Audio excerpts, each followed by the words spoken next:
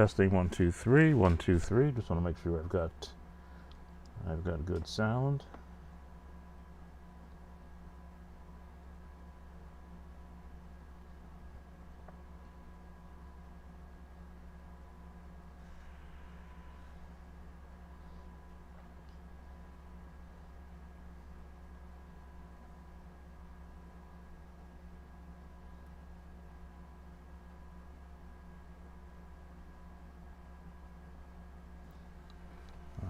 Just want to make sure that I can monitor what's happening.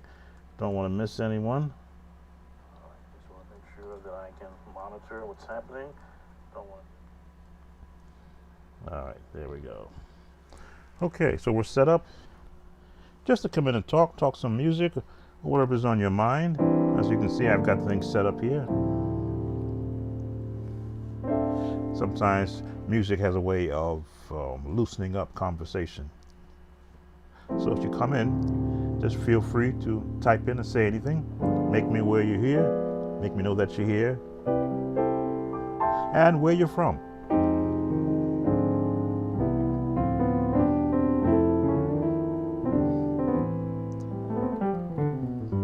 So much happening in the world today.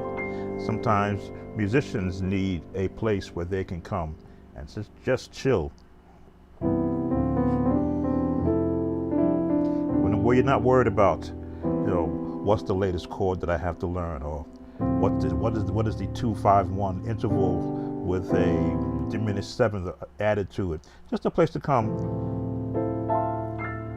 sit, talk. I think I've already drank up all my water. I should have some more here. But you just want to sit, enjoy some interesting dialogue and conversation. Again, as if you're looking at my shirt, I can pull it up here. I've been around since 1956, so I've seen some things, especially in the music world, in the gospel music world.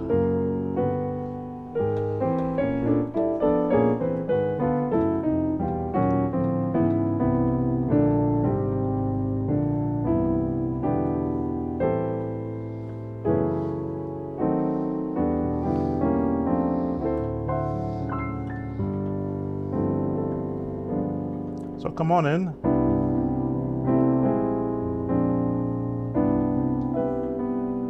I'll be here for as long as I need to. I know we have a lot of followers. I'm on the cuffs of reaching 25,000 followers. So I'm thankful for those over the years who have stuck with me. I realize everybody's not there from day one. But for those of you who are, I want to give you my personal thank you for sticking it out with me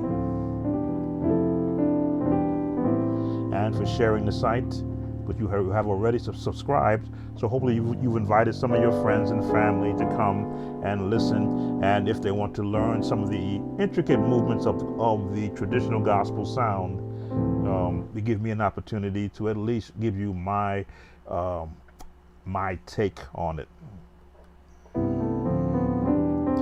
Just in the key of C, this is kind of like a warm-up for me, just running chords, taking a little bit off.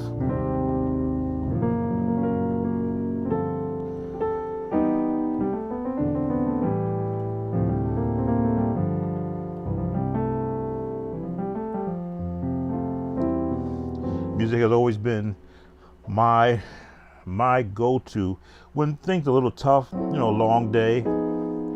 I can always sit down to the keyboard and not work out my frustrations by playing hard, but just play some nice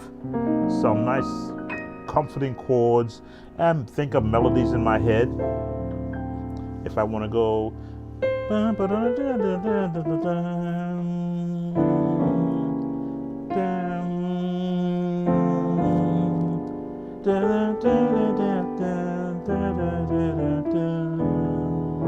just stick it in the head.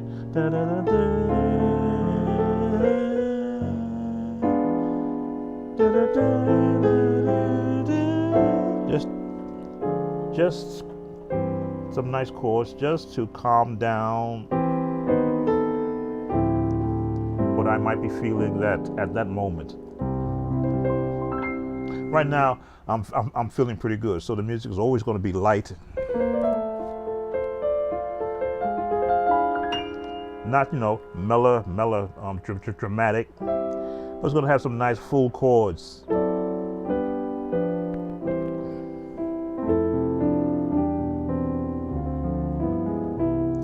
We used to, as most people learn the piano lessons, twinkle, twinkle, twinkle, little star.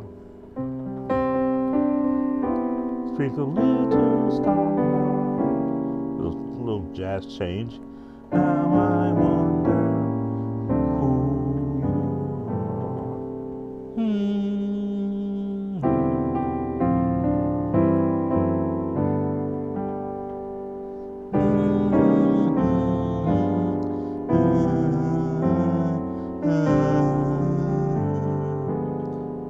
In the minor, major 7.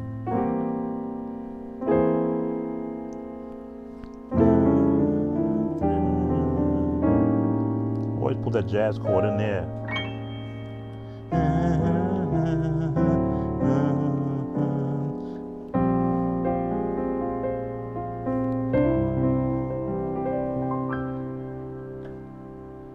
So as you come in, let me know who you are and where you're from.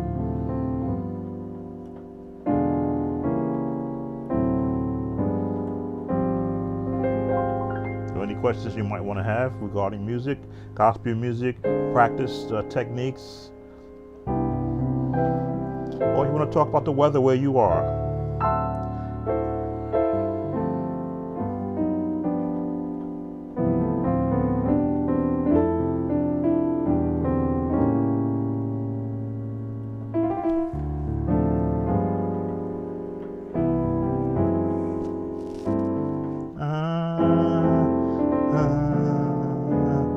And A major.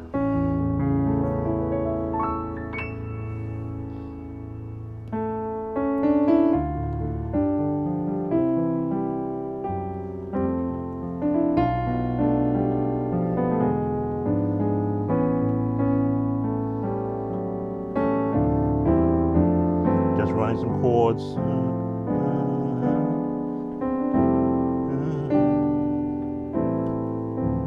Running some R&B chords.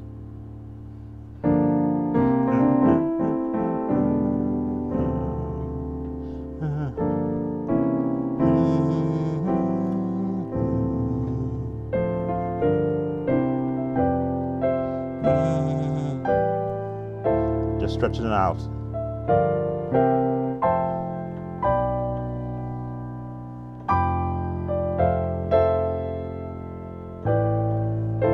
Working off the bass.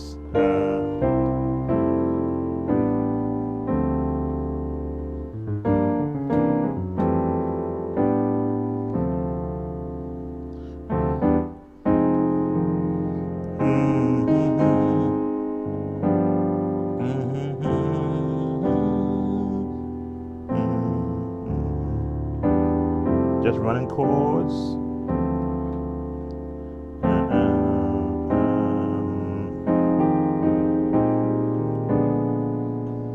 Resolve into E flat. There we go. And out. Dun, dun, dun.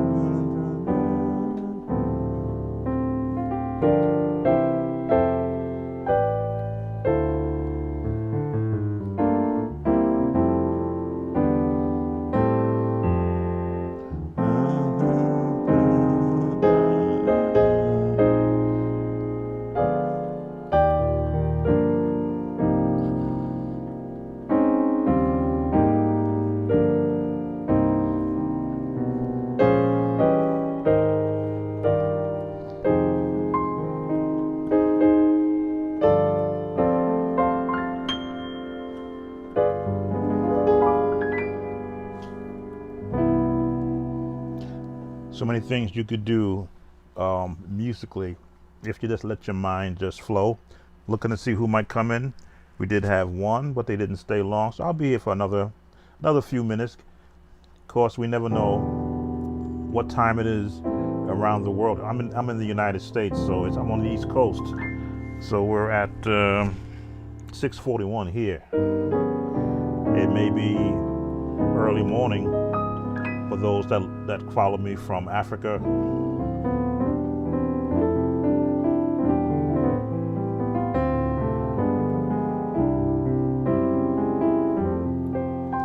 I do have some who follow me from Russia, Indonesia. Just remembering all the countries that show up in my analytics. From Colombia, I do have followers, or just followers or viewers. Brazil, some from England, Caribbean islands. For my Caribbean island fans, let's see if I can get something for you with a nice Caribbean flavor to it.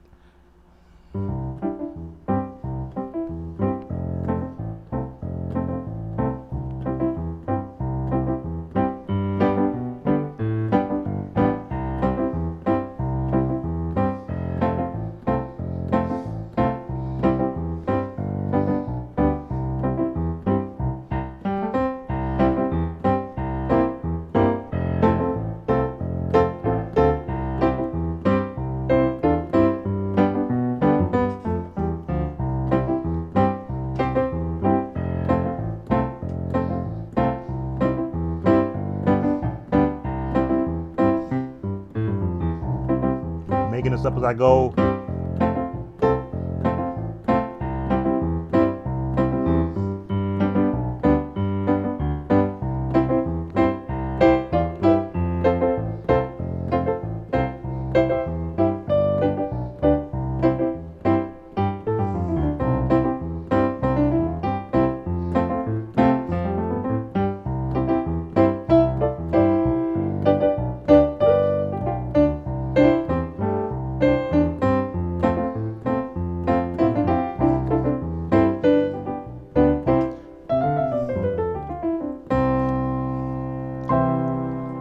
For my Caribbean viewers, just making it up as I go. Again, music is a language in its own. As you go to different parts of the world, we have 2 viewers so far. Thanks for coming in. If you could, let me know who you are and where you're viewing from. This is just a time to talk with me. We talk music, we'll talk weather if you want, where you are. I know that the islands are, at least as I keep track of weather around the world, I see where the weather is bad out in the islands areas. We always pray for those where they are that they'll be safe. Sometimes we can't control weather, at least I don't think we can, but we can prepare for it once we're known. We have more coming in. We're at three viewers now, so if you just type in your name, where you're from, just let me know. Whatever you like to talk about, that's why I'm here. Most time I'm always just giving you something and never giving you a chance for you to have an interaction. I'm going to do more of these interactions where I can just have conversations with a little bit of music in between.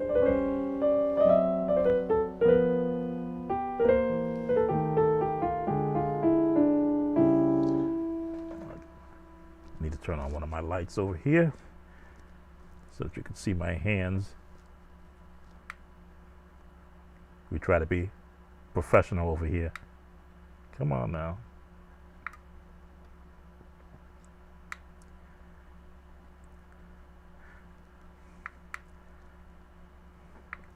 There we go, a little bit too bright. There we go.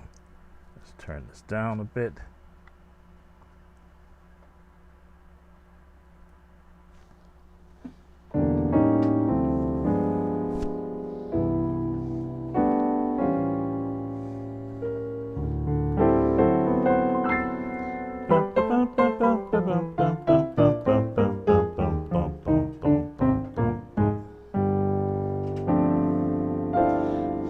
This whole music thing, it's really about finding your happy zone. As you know, I've said in the past, I work off of middle C, not as because it's a good place to start practicing, but it's where it kind of centers me. I can hear an actual tone within me that lets me know that this is middle C, down here, C. I can't sing this high, but C, C, C, because so I can hear that tone resonate in me. So when I play around that chord, I can still hear it resonating in me. Welcome to those that are coming in. If you could be as kind as just, type your name, let me know who you are and where you're viewing from. This is just a time for me to chat with you. It could be about music, could be about the weather. Just checking in on those who have been viewing me. As I said earlier, I'm approaching 25,000 subscribers, and I thank all of you who have subscribed, who come every time I post something new. As you see, I'm sort of changing my content, throwing in some games, trying to be innovative and not just having all things music, but give that time that we can just have some fun. I think I've got myself up there playing basketball or riding a bicycle. Again, just doing those things to sort of break the monotony. Everything doesn't have to be what is the latest chord and how do you play it, but let's live life.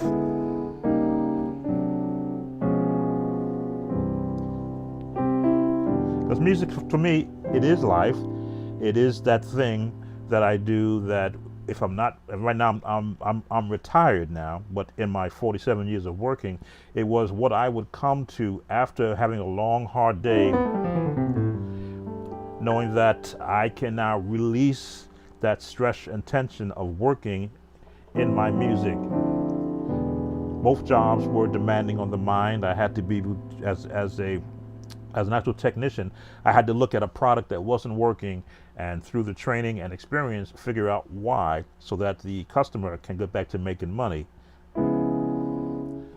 So as I was always on the gun to know the adjustment, to have the right part in my hand or in my bag or in my car, or be able to get a hold of it as quickly as possible to get an operation up and running. So that's kind of stress can weigh on the mind of someone. Oh, welcome, Dwight, from Louisiana. Much prayers is going down there to Louisiana and the neighboring states. Sometimes we wonder why must weather always be so unfavorable in one particular area. So we're certainly praying for you. I have been monitoring on YouTube all the posts that are put up, and as I pray for those that are suffering in heat without electricity, without water, without gasoline. Sometimes, as I say, this life can be so unfair. Here up in the East Coast, we did have our taste of Hurricane Henri, I believe that's what the term they gave it, where it left many up in the East Coast area without homes.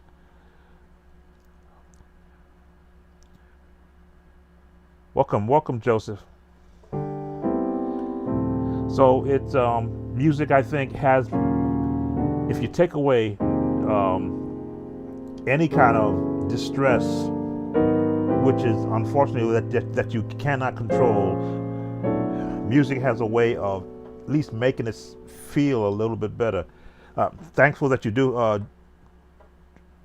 Dwight, where you are, is thankful that you do have some access to power so that you can come and find the solace, which is the internet, which has been the go-to for a lot of people.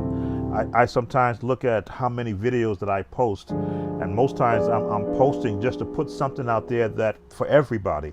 So I realize everybody don't sing hymns, everybody don't sing contemporary songs. But I post so that whoever needs to hear whatever I'm posting, I play it in a way as though you're actually sitting in front of me. Like right now we're doing this live. I'm watching you on my monitor here in my in front of me, so I don't keep turning my head like this to look at the computer screen. I got one right in front of me because I want you to feel like I'm paying attention to you and that I am concerned. So if you have a song that you want me to play, I have no problem doing that if I'm aware of it is. If you have any conversations you like to have just to, lighten your moment, that's what I'm doing this for right now. I know I'm in the key of C. I feel the change out of the key of C, so excuse my back side as I turn to change. I'm going to go to A flat. because I love being able to maneuver down in A flat.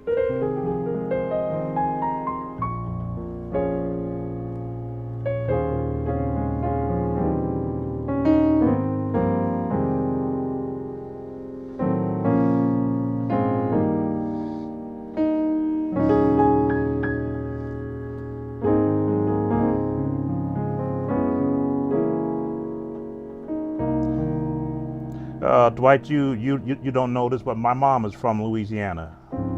Florence, is it Florence, Louisiana? I believe she says she's from.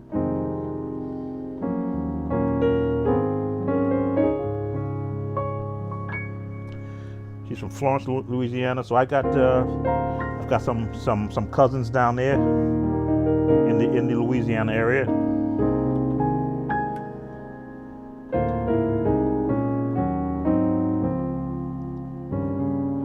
Joseph, I will play it for you. Now, sometimes YouTube gives me a strike when they hear me playing these songs, but I have no problem getting a strike from them. Again, you are the viewers that come every week and spend your time with me, so I don't mind getting a strike. They'll just do what they do. Let me change the key. As I say, you viewers give me oxygen when I can come and I can do for you. Dwight, I have retired from playing for church after doing it for close to 48 years. That is a conversation that I think I may have differently on a whole different platform, but sometimes you become so weary from well-doing, you need to release that so that you can do other things.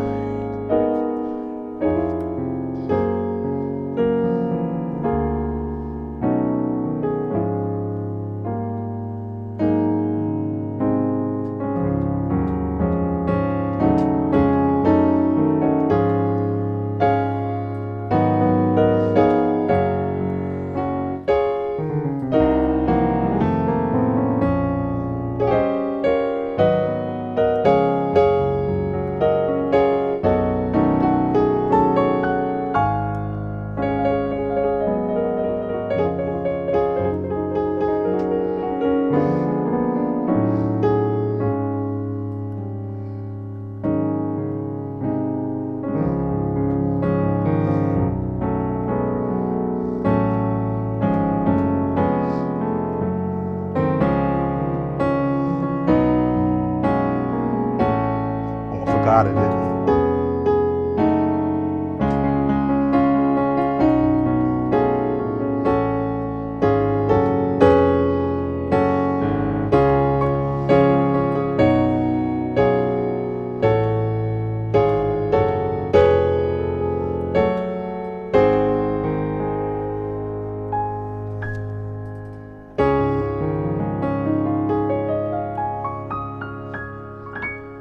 I don't mind getting a copyright strike, so you two do what you got to do. It's all right. I'm doing this for my viewers. For those who have come in, thanks for coming in and spending some time with me. Please, if you could, type in your name and where you're coming from, so that this is for you guys, the viewers who come every week. As I say, we're approaching 25,000. That might be small for some of the more bigger YouTube channels, but it's big for me because it knows that someone took the time to listen to me play, or to hear me, as I say, talk about the one thing that I do know something about, and that is playing gospel music. Or gospel music for life. How would you define your style? I am classical, jazz, gospel. My background is as a instrumentalist in high school in a jazz band, so I learned to learn full chords. Also, we played classical music, so that's my jazz classical standpoint. And my gospel background is my father was a church musician, so I would hear him play the early gospel when I was in my youth. Not that he would teach me how to play it, but I heard it in my head, and I would try to emulate some of those songs, because he would always play the albums in the house to learn the songs. I would listen more to the album than I would listen to him, because he would leave out some of the notes sometimes. So I'm a combination of jazz, classical, and gospel. But depending upon what music I'm learning, if I'm learning a song by Richard Smallwood and he plays it in the classical style, I'm going to learn it the way he played it. I didn't give you the opening. If I were going to give you the opening to Total Praise, I would have gone to my strings. I've got to learn the correct one, the correct way. But I would have opened it up with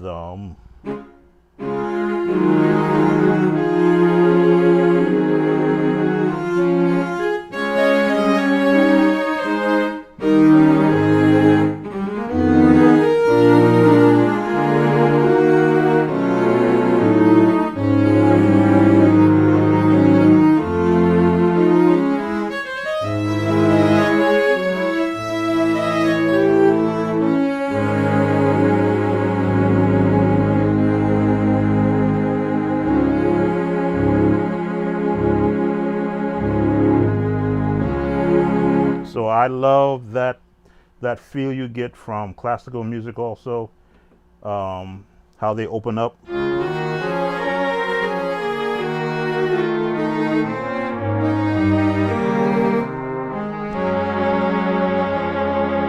I always search for the section that sounds the best.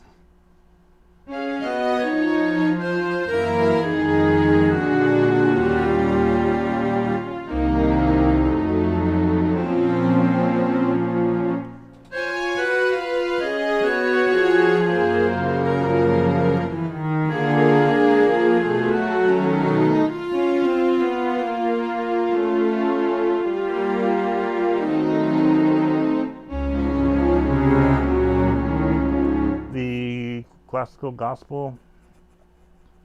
Let me just go back to where I was.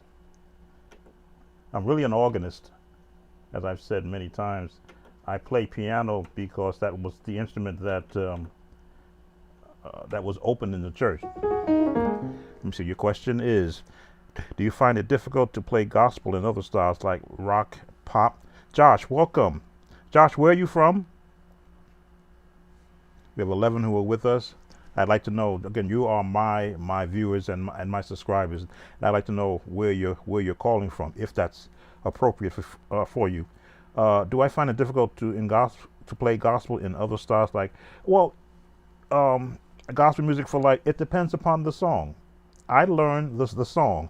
I don't look at it as a Jacksonville, Florida. Oh, okay. Hot down there, I'm told. Very hot. Um, I learned the song how it's going to go. When I learned every praise, I knew that song's structure from a rock song.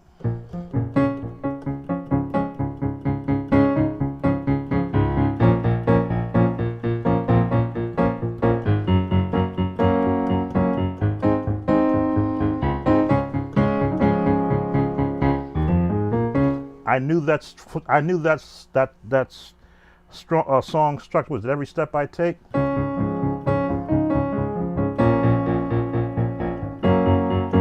song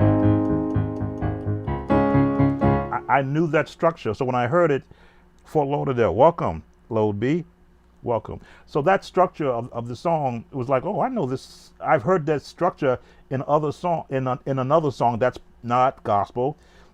But I realized that for years, songwriters have been borrowing songs or patterns of other songs and putting gospel words to it. Nothing wrong with it. Again, I don't do it. I look at it. I've written songs. I've always borrowed a chord or two, but I've never borrowed a whole pattern. A lot of the songs that I've created, I've loved the Richard Smallwood style of approaching an interval. So I would borrow how he did it in his song and apply it to a song I would write. But as far as rock and pop, am I an avid listener of rock and pop? I will go to YouTube and look to see what is the most popular song, who's got the most views right now, and I'll listen to it because there's a reason why they got the most views. The artist is number one, and then secondly is the actual music behind it. And I'll look at it from a musician standpoint. What's the music doing before I listen to what the lyrics are doing?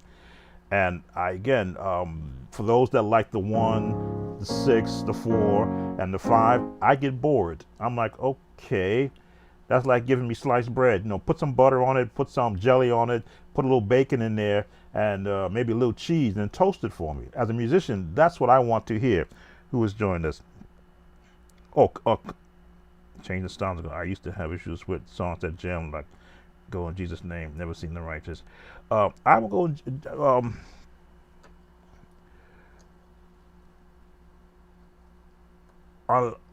Again, I always want to be correct when I'm talking about the music styles. When you have a lot of writers writing songs for you, we often give the song leader of a group, like "I Will Go in Jesus' Name" is a Hezekiah Walker song. I don't know if he wrote that song, if he sat down to a piano and penned out all the music to it. Someone may have written that and offered it to them, and he says, okay, we're going to go with this song, give it to the musicians, teach the choir, and you've got a hit. Let me see. I will go in Jesus' name. I actually remember.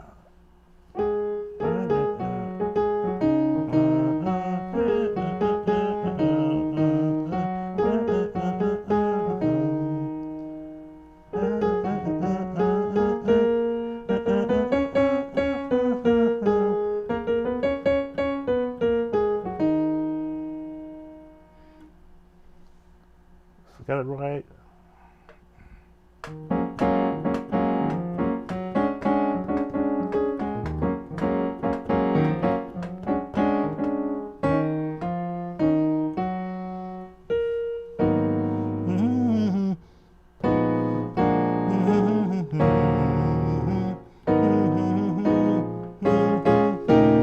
Trying to remember. It's been a long time since I've done that song.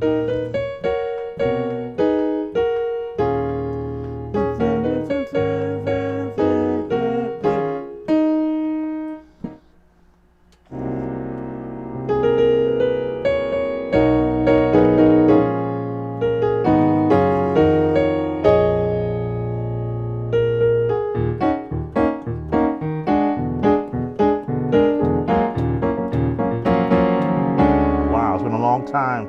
Okay. I'm thinking of another song. That's another song. But his songs at that era followed a particular chord path. So if you learn one, you can learn them all. Just where they're going.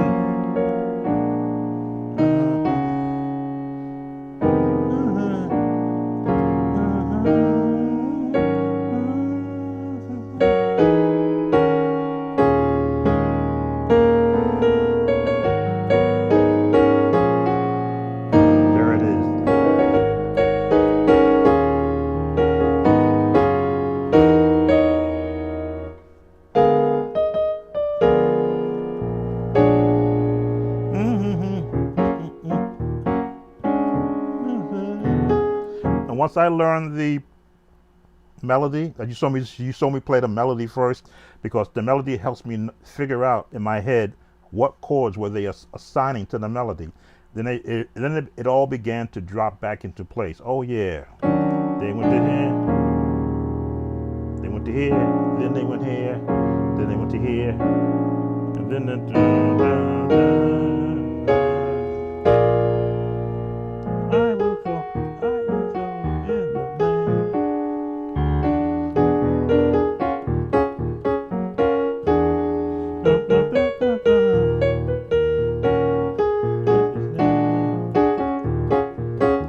So they songs have an actual what's the word I want to use? Identifier. You know who the writer is from the structure of the song. You know if there were more writers involved if you hear different changes. That, like for me, you said what is the style that I play? I'll play 3 different styles. If you want to go straight hymn, you don't know what style.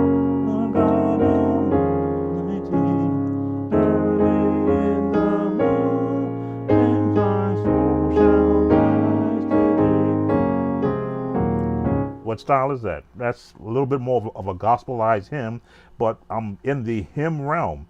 So is that a style of music? No, that is a designation to a song as a hymn. But if I want to change the style,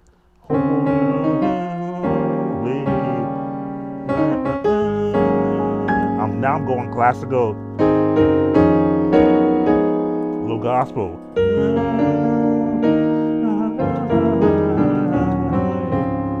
Now I've just changed it all together.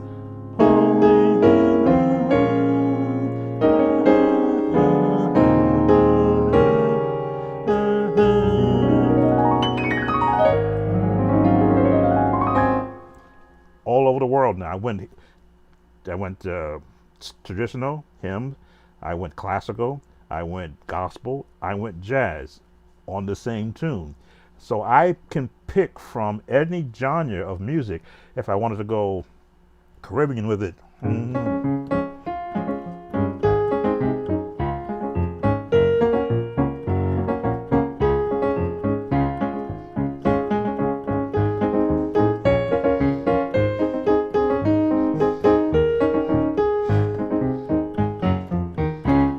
I just went Caribbean because in my head I'm like, well, what is the Caribbean pattern? What identifies a song as Caribbean? Bass movement. Now that could also be quartet. Holy, holy.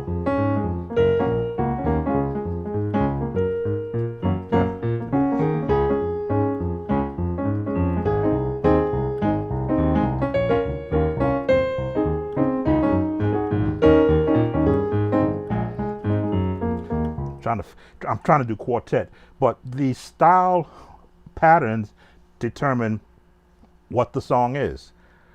So I can depend upon what's called upon. You know, sometimes when you're a musician playing for a singer, you don't know what they're going to sing or how they're going to sing it. Excuse me, I'm going to get my pedal. You always want to gauge the age. An older singer is going to want a lot of bass notes.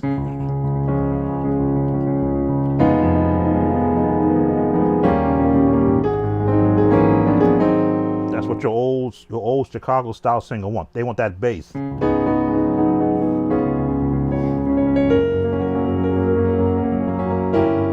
Baptist change. They walk down.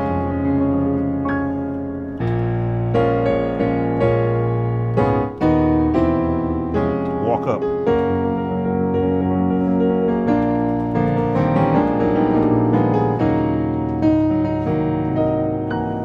Gospel turnaround. So it's and again, I've been doing this for so long, I can in my mind envision where do I want to take a song and then just go there. Now you see, this is kind of what What I've enjoyed doing for years is just looking at music in its purest form, which is the notes, scale. Where's the scale going to take me in that song? The purest chords in that melody. Where are they? How did the writer put that melody in that song? And then borrow from other genres of music. Can I put this change in there? I'm still using holy. Holy.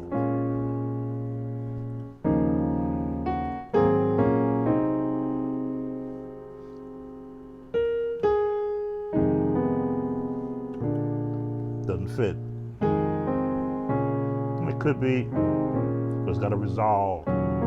Nope. Because the next note is, now I got a little bit of space to work with. Oh, I can work around here.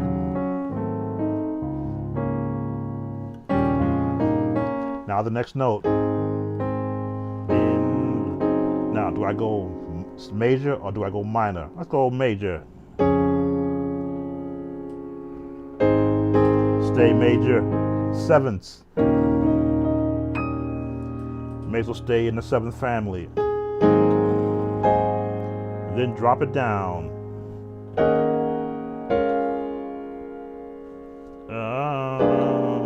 No, that's what I wanted.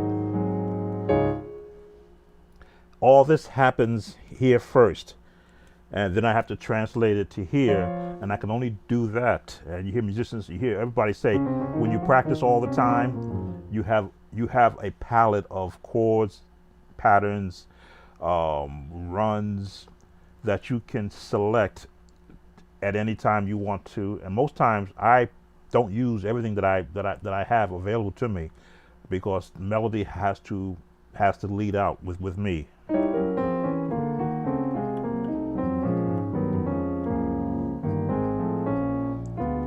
Who else has joined us? If you can, have your name and where you're from, so I can acknowledge you. This is just talking with me right now. I'm having a conversation with Gospel Music for Life, but you're welcome to drop in your question if you have one. Joseph, thank you. Even though I am a retired church musician, I've never stopped being a musician. I just stopped or have retired from my full-time services as, and I'll use the term, we like to use the term servant. I got kind of used to the term as a employee. When you're a servant, then you are esteemed higher. Even the Bible says, who is the greatest among you? A servant. But when you're an employee, you're like, well, that's why I am retired. The definition that I began to experience was no longer a servant, but it was an employee, and it was time to retire.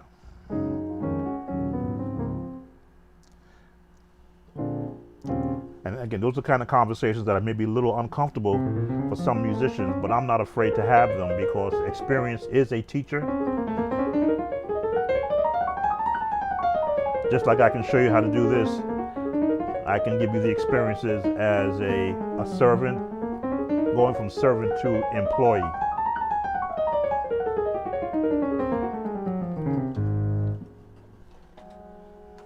That pedal, it's in the way. Actually, I wanted to do a concert, Lord willing, one day in different styles, kind of like through years. Always wanted to change it for different regions or countries.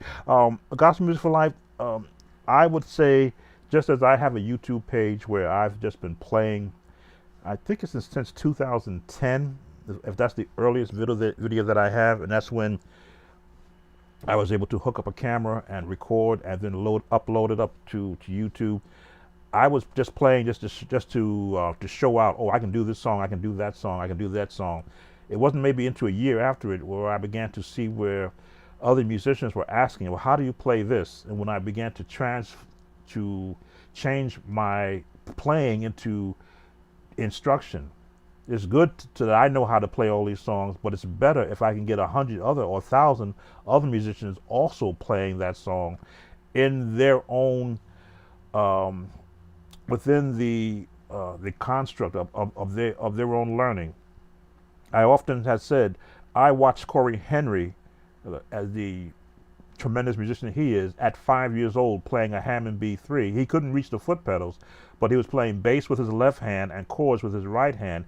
And my mouth dropped along with the other musicians saying, this is not possible. How is this little boy, this child, this infant playing chords in his right hand and bass in time with his left hand? So I knew I was not a child prodigy. I had to work. I had to learn how to do this on my own. I didn't have a teacher, no one to instruct me.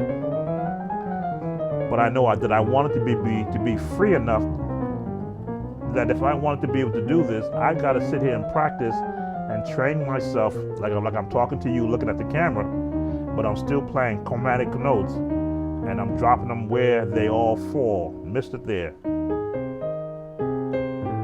If I think F, G, A, B, C, A flat, G flat, B major, E, A, and I'm not looking at you at the keyboard, I'm looking at you. D, G, C, F, A, B, C, C, D, E, F, G, A, B, C. So without looking at the keys, my hands know where they are just from practicing B flat, A flat, G flat, E flat, D flat, A flat, B major, G flat, major, right? They call it perfect. A flat, D flat. I had to do bridge down. But those are the things I would practice. Can I feel my way around the keyboard without looking at it? Right now I'm looking directly at you guys, and I know I know that I'm in D flat. So if I were going to pick a song, it is well. When peace like a river contendeth my way, when sorrow, I can't sing, the river flows. I know the changes just from practicing. Whatever my life thou hast taught me to say, it is well, it is diminished.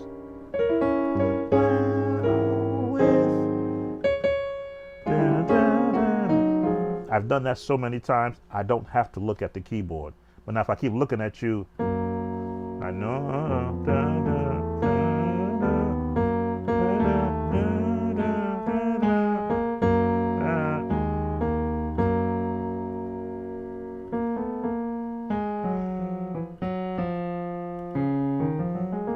D flat, B flat. And now I gotta look down. There we go. So to do a concert, I would say, from a practice standpoint, just as you see me doing with a camera, put a camera in yourself, be it your cell phone or a actual USB camera, so that you can record it on your computer and set your stage up like you would if though you were in a concert. You see in some of my later videos, I'm getting myself more in a concert atmosphere by putting up a back screen, some lighting. I got the full light here in the back on, and then get yourself 5 songs that you know very well, and just begin to play them, not as they are written, but as you feel it. Sometimes I will play a song through that has 4 verses. I'll play 3 verses before I get to the chorus, because each verse is going to be a different feel to how I'm feeling that song at that moment. Any tips on playing organ with piano? It's not to clash with other musicians. It was making a track. Organ is a different animal because it is unlimited playing when you hold a note, where piano you've got to continually keep striking it. If you let that note hold, if you don't pick up your hand, that note is going to fade away, because that's what a piano is, an actual percussion instrument. When you're doing organ, the longer you hold that note, it's going to stay there. So you have to develop what I call a less is more approach, so that you don't fill out. Let me see if I can find this is the organ mode on this keyboard. An actual less is more approach. How are we doing there? There we go. You don't now need to have all 10 fingers playing because your notes are going to stay there.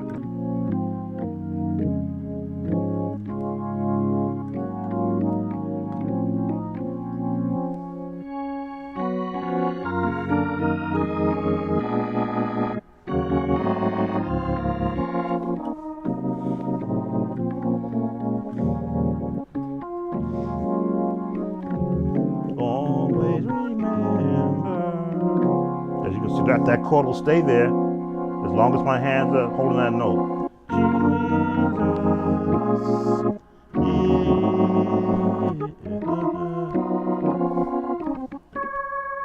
Still play it though, if though you were playing piano. Always remember.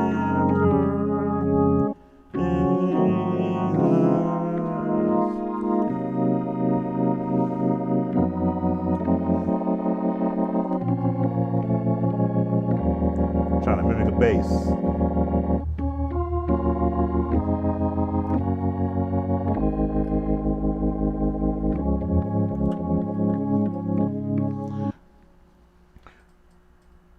Either or should piano play in certain range? Because the organ has drawbars, it is rangeless. Piano, you can only have what you have. You can't change unless of course you're using the keyboard where you can bend the tone. But an organ allows you to go to any range within a span of 61 keys on an organ just by pulling drawbars and changing your settings. That's why organists are sought after, because they are really magicians when it comes to playing that instrument. Piano players, yeah, they're a dime a dozen, you might say. You find 1,000 keyboard players, but you may find 50 organists who actually play the organ, who actually make it, they say, make it talk.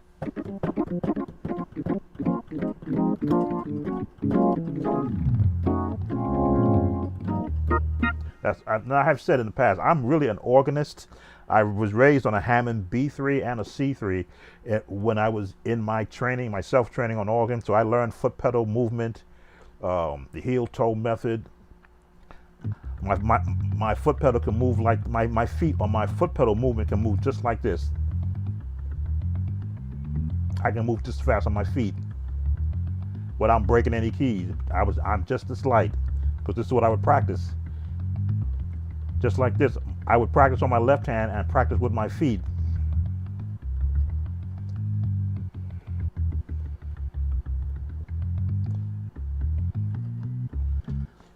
That's how I would practice, without a shoe on. I would have just my sock so that I could get my feet, my mind to think this fast on my foot, so that my left hand could be free to play chords. Now, of course, you only need that speed when you're in a Pentecostal church, in the moment of praise, you might say. But other than that, if I wanted to think chords on my right hand and my left foot have the right bass note, it was never a problem, because from practicing on the piano, I knew what bass note I wanted to play at the bottom of all my chords. My foot in the organ mode automatically knew, drop here for this chord. If I do this chord, I know I should be on that here. So I can still do the chord and have the bottom there on my feet. Because if you only have a range from C to E flat on your feet anyway, before you got to shift how you're actually sitting when you're playing the organ. Two musicians, you can't help but clash when you have two musicians. Somebody has to lead. And I will say that because in my first 9 years as a church musician, I played on a Steinway, which you could barely hear because the organist played on a Hammond B3 with 4 speakers around the church. So I had no choice but to play within and we didn't put a microphone in the piano back in those days, but we did open it up. So I had to play as the lesser instrument. When you have an organ and a piano, if you listen to 90% of your songs, the piano leads. The piano opens up on 90% of the songs out there, and organs are usually subtle and in the background, unless of course you're doing the Hezekiah Walker song. Then those organs are always up in the front. along with synthesizers and all that, horns and all that. But in the old gospel songs, pianos were the king. They led you through the music. Organ player was in the back doing his, and then he would go with this. You'd hear that in the background, and then he would disappear while the piano would carry out the song. That was, again, the pattern of music for that style of recording back then. When you got into church, of course, it was different. Whoever was the organist was the king. Piano player, again, was relegated to following along. So if you're going to play with someone, hopefully it's someone that you've played with for a number of years, not a number of months, because organists have their own frame of mind. They will not go with the flow. Everyone plays to how they're feeling at that very moment. And I think that's the reason why so many musicians may not like hymns, because hymns restrict you. Verse, chorus, verse, chorus, verse, chorus, no tag, no vamp, just verse, chorus, verse. And when the song ends, you're like, well, you know, I didn't do anything. Well, yeah, if you're an organist and you don't understand how to play through a hymn, not to it, but you play through a hymn, then yeah, am I still the key of A flat? Yeah, no, I'm D flat. I go to A flat. I love being able to instruct in playing through a hymn, because musicians think that a hymn's such a sad song, but you believe it, you can do a whole concert just doing hymns and play one hymn 5 different ways, and people would love all 5 different ways. You give them the basic one. Let's go. Oh, what a friend we have in Jesus. That's kind of high, isn't it? Okay, down at the cross.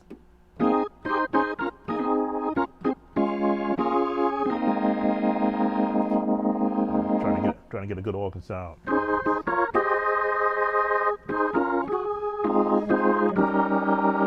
There to my heart the blood apply, singing glory to his. A very basic hymn. But if you take that hymn and begin to piece apart what the melody is doing, that's a pentatonic scale. So now you've got the pentatonic scale chords.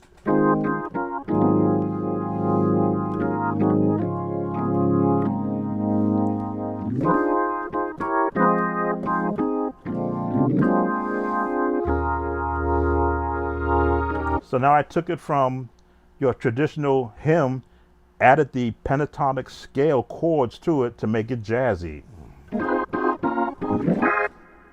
You throw that in there and throw some sing.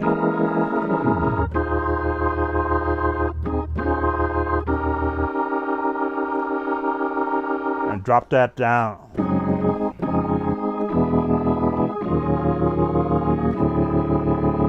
And give that gospel now. But you do that in different parts of the song. You don't just do that right out of the chute. I think that's why a lot of musicians are afraid to play hymns, because they want to do all of that on the very first verse. And no, you work, especially a song like that. I mean, you've got 4 verses, so you work up to the 3rd verse. You give them an interlude so that people can catch their breath. You slow the song just a little bit, and then you give them that, both barrels.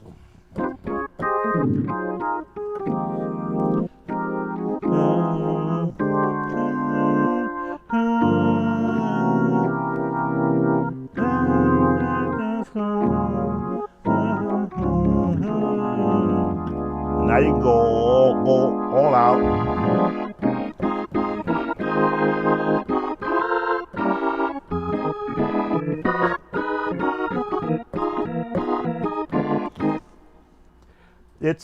There is a secret. And the secret is melody, chords, and patterns for playing hymns. Melody has to be on top, because the people need to recognize the song. You're just going to go into a song while somebody's singing, because they don't know what song this is. You got to play melody. That's the secret to a hymn. Play the melody so people can recognize the song. And then, it's like a cook. You start to adding your different ingredients. Do you want to go classical?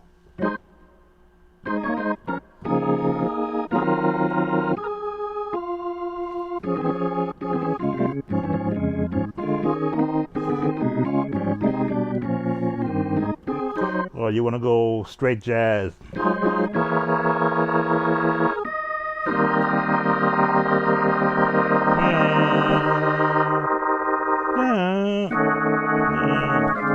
Here we go.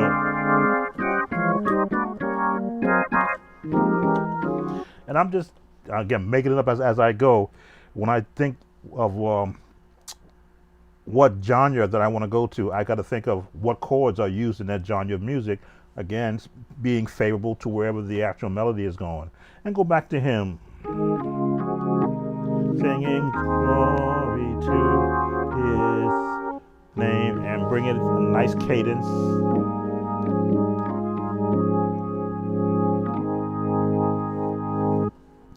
So again, when I was a musician in the Methodist Church for 19 years, they would give me 2 spots in the service to play any song of my choice. It was always a hymn, and then I always played it. I always took it as I have 3.5 minutes to give them an interpretation of a song that they know very well. So I'd always select a hymn that was appropriate to the United Methodist Church. I would give it its traditional feel, be it on an Allen organ or on the piano, depending upon what instrument I chose to be on. But then I would always begin to branch it out to where I was me in a mini concert. I think I did, and it's posted on this YouTube page. I did Trust and Obey, but I opened it up with the Moonlight Sonata. Now, I never played Moonlight Sonata before, so I played it messed up in a sense, but I said, you know what? I want to give them a different feel for this one. Let me see.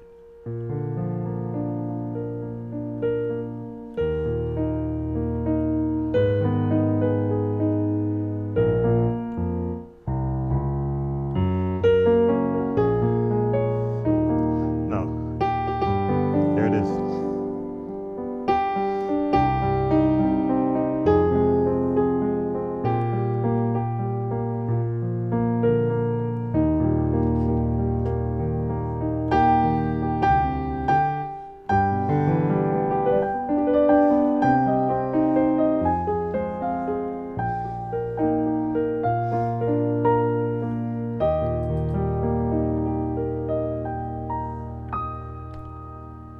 Just felt like opening up a song with the Moonlight Sonata.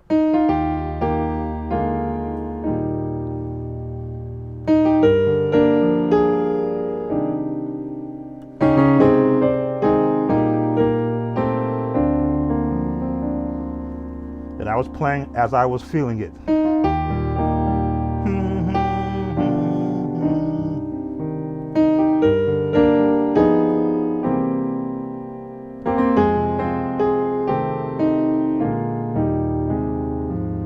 Then I'm gonna change.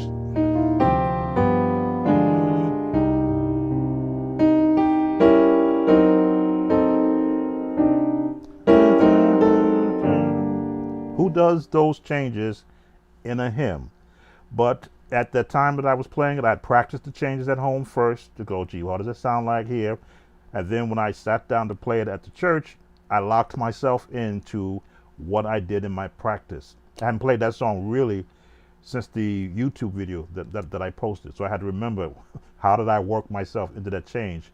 And then I went into I Will Trust in the Lord in a different key, and then ended it with the Moonlight Sonata, my version of it, at the end of the song. Why? Because I put myself in a concert mode, which means you're free to interpret a song any way you want to.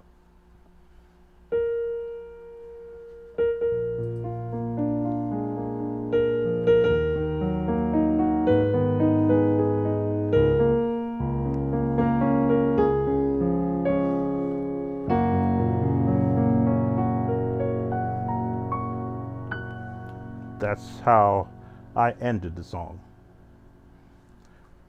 So yes, I always try to encourage musicians to go beyond their Sunday morning mode where it's all about the bump.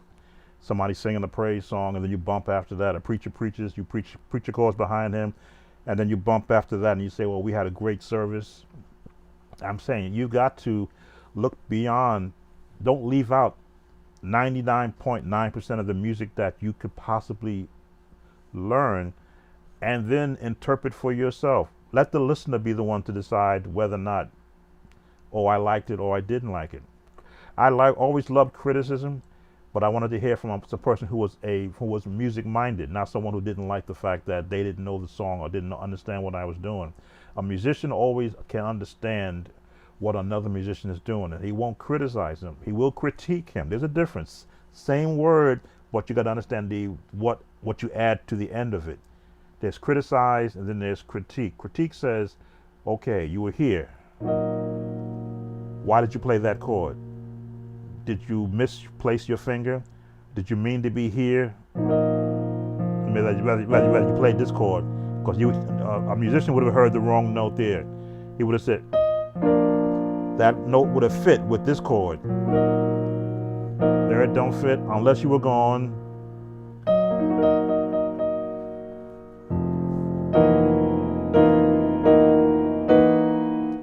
Let me see.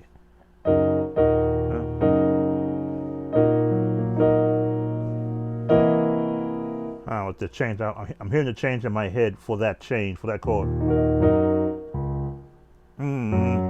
There it is. There it is. That change. There it is. Which is a nice classical change. So if I'm going to play that note, these chords would have had to fit that note, not here. Unless, of course, the writer of the song wanted that chord in there, because in that sense it would fit.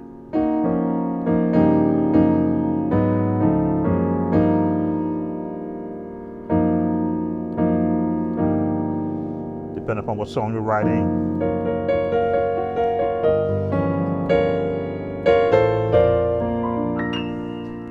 Music is just like that. A mistake could sound like it was purposely done. A flat. I think we're still in A flat, right? Yeah. So, do I ever get bored? Did I ever get bored playing in church? No, never. Never got bored, because this was like an endless language. I think if you learn to count from 1 to 10, you'd get bored, unless you started counting 1.5, 2, 2.5, 3, 3.5, 4. Or if you started counting 1.2, 1.3, 1.4, 1.5 to make 10 not as boring as it sounds. Most people are bored, say this is boring to do this. And this is. Unless you change it. Unless you change it up.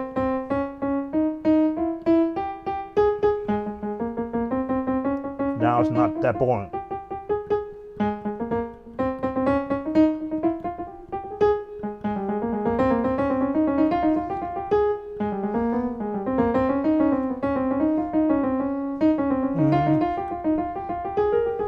So you make it boring. I often say, sometimes they're not boring music, there are boring musicians. If you don't come to the table, to the instrument with a mindset of being better than you were the last time you sat down, then you've lost. A lot of what you see me doing is from years of wanting the next time I sit down to be better than I was the last time I sit down.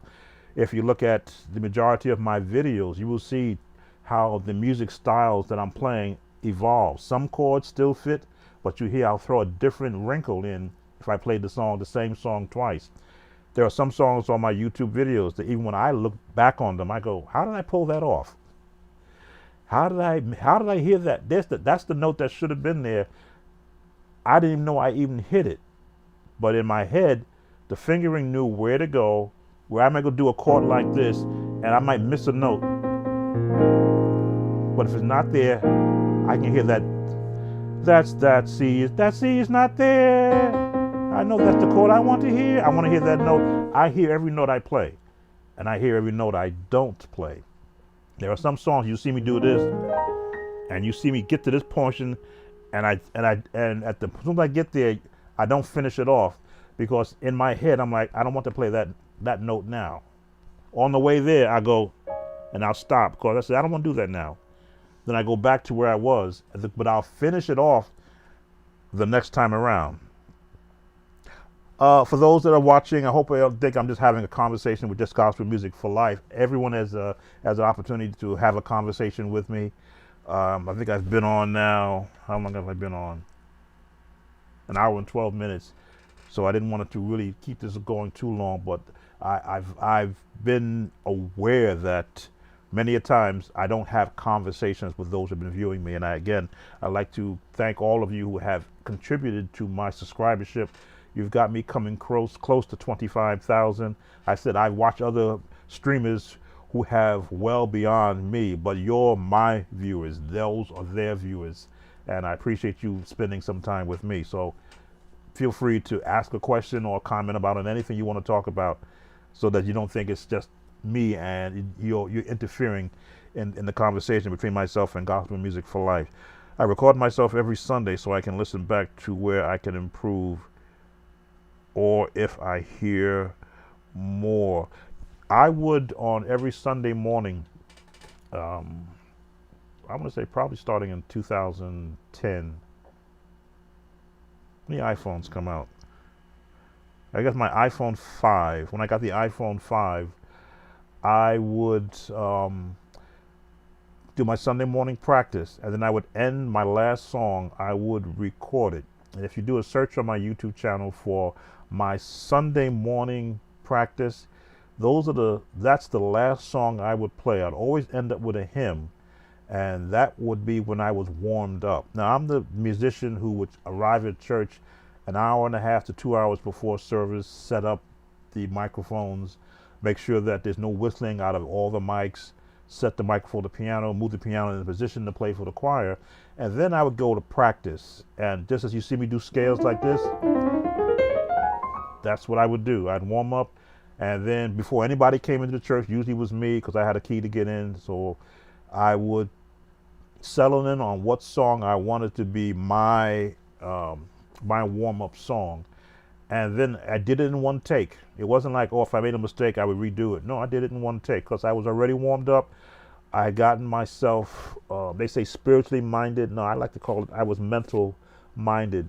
I always approach church as I'm the atmosphere setter. I'm the first sound people hear and the last sound they hear when the church is over. So if I'm not right, the service won't be right. So I always had to make sure that all the instrument was working, the sound system was not whistling, people can be heard when they're speaking, so I wouldn't have to get up and make adjustments during the service. But then I had to now get me in tune, get the hands warmed up, hands ready, warmed up to be able to perform. And I use the term perform as not in the natural performance, but to perform what I'm asking them to do.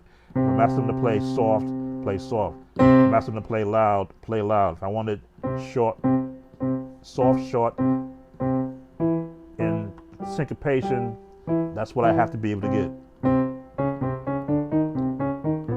I had to be able to get what I wanted in my head,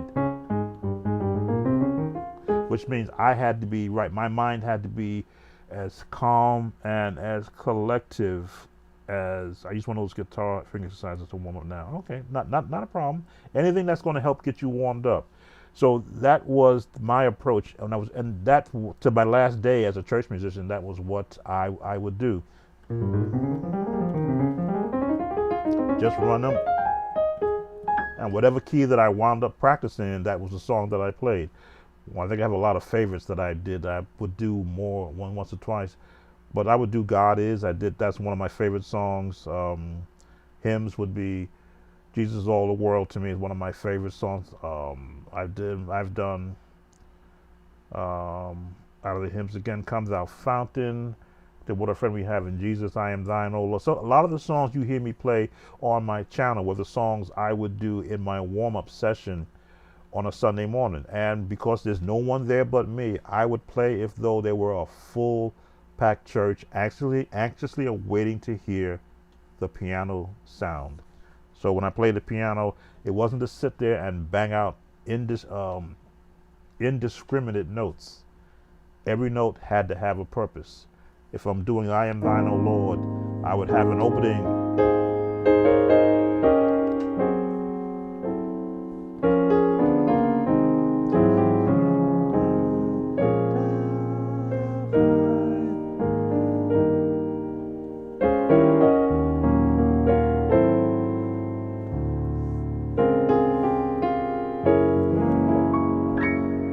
As you can see, I finished it out.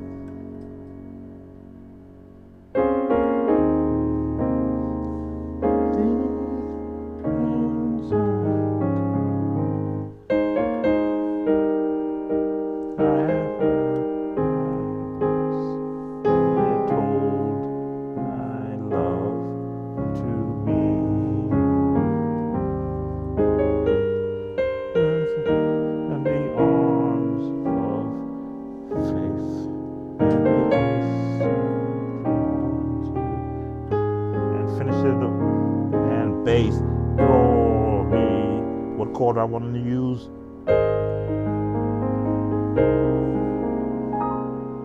Shorten it. Change.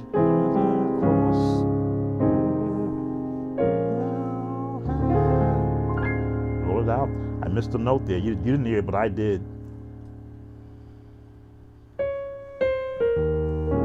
I'm talking, I missed my note. Classical, glad jazz, gospel, minor 6.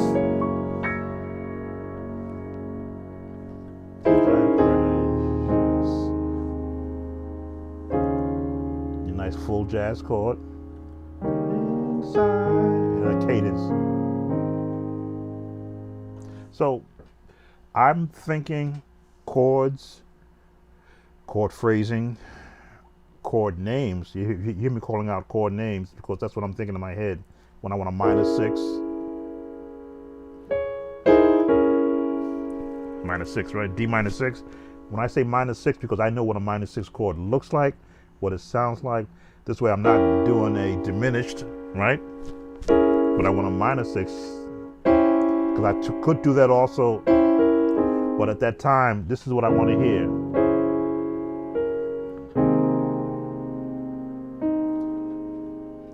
Now if I want to do a turnaround, now I want that diminished chord.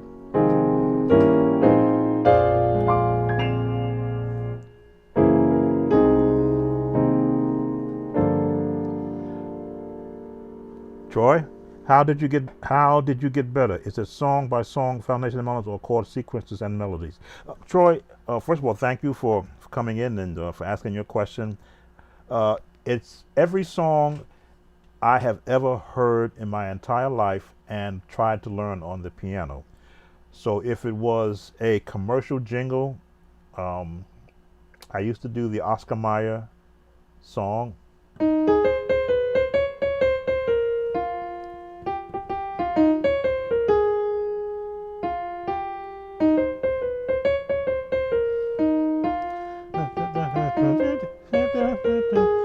I would try to chord around that.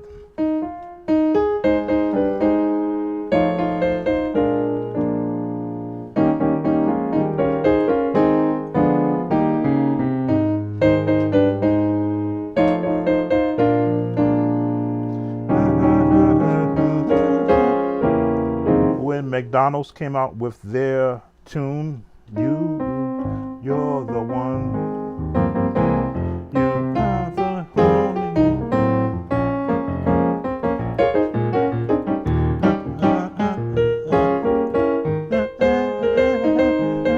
Got the word.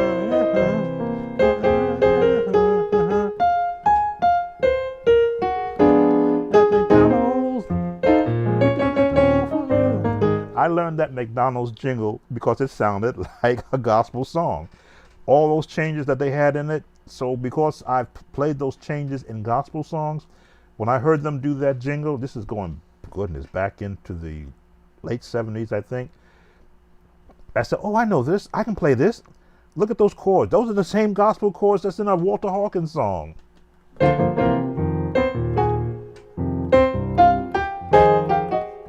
Diminish.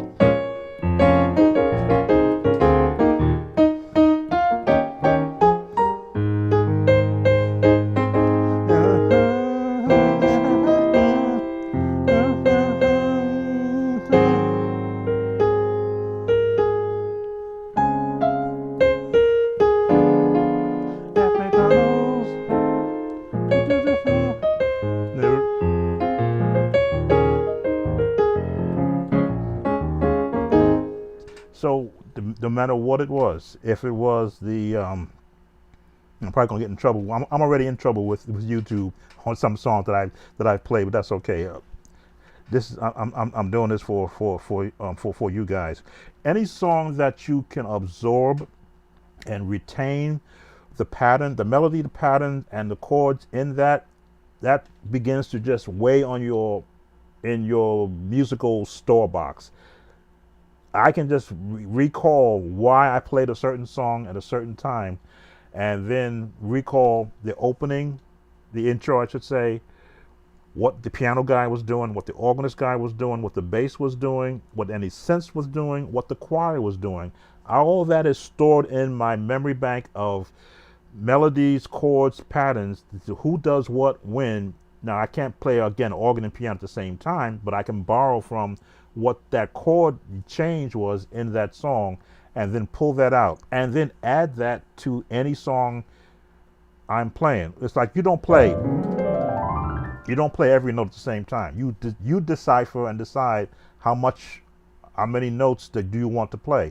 That's why I say if you learn the melody to any song, you can now chord any song, because your melody will always lead you to what chords are appropriate, which first of all what the songwriter used, and then what other chords, if you go into what they call alter songs that reharmonize a song, that melody will give you an idea, well, what reharmonizing fits, unless of course you just flat out change the melody or the scale of the melody.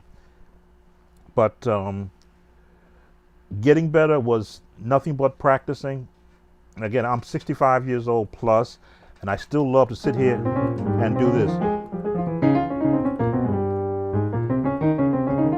I'm in A flat, but if I went to the key of A, I still love it. And because my hands never hurt, I've never had carpal tunnel, I've never had issues where my hands hurt, I can still think and do whatever I want to do. That, I think, keeps music so much exciting to me, because I can now listen to some of you new guys pull off stuff that I can't do, and I can sit there and tear it apart and go, how are they doing that? Are they springing the thumb here, or are they putting that there, or are they putting that here? Because I'd rather hear it than view it, because if I view it, I may miss a note. I know, you see, I've got the Chordy app up, which is a tremendous tool for teaching. It lets you see what notes I have, where I'm hitting them, and how I'm putting them together. But you don't know what fingering I'm using, which is why I have the overshot view of my fingers, so you know I'm using these 3 fingers to hit that chord, because I could be using these 3 fingers. I could be using these 3 fingers. Free me up to do that. But you'll never see that on Chordy. You just see the note.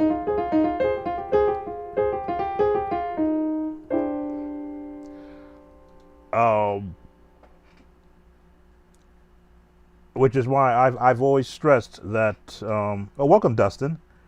Dustin, where you from? And also Troy, where you from? Oh, out of Vegas.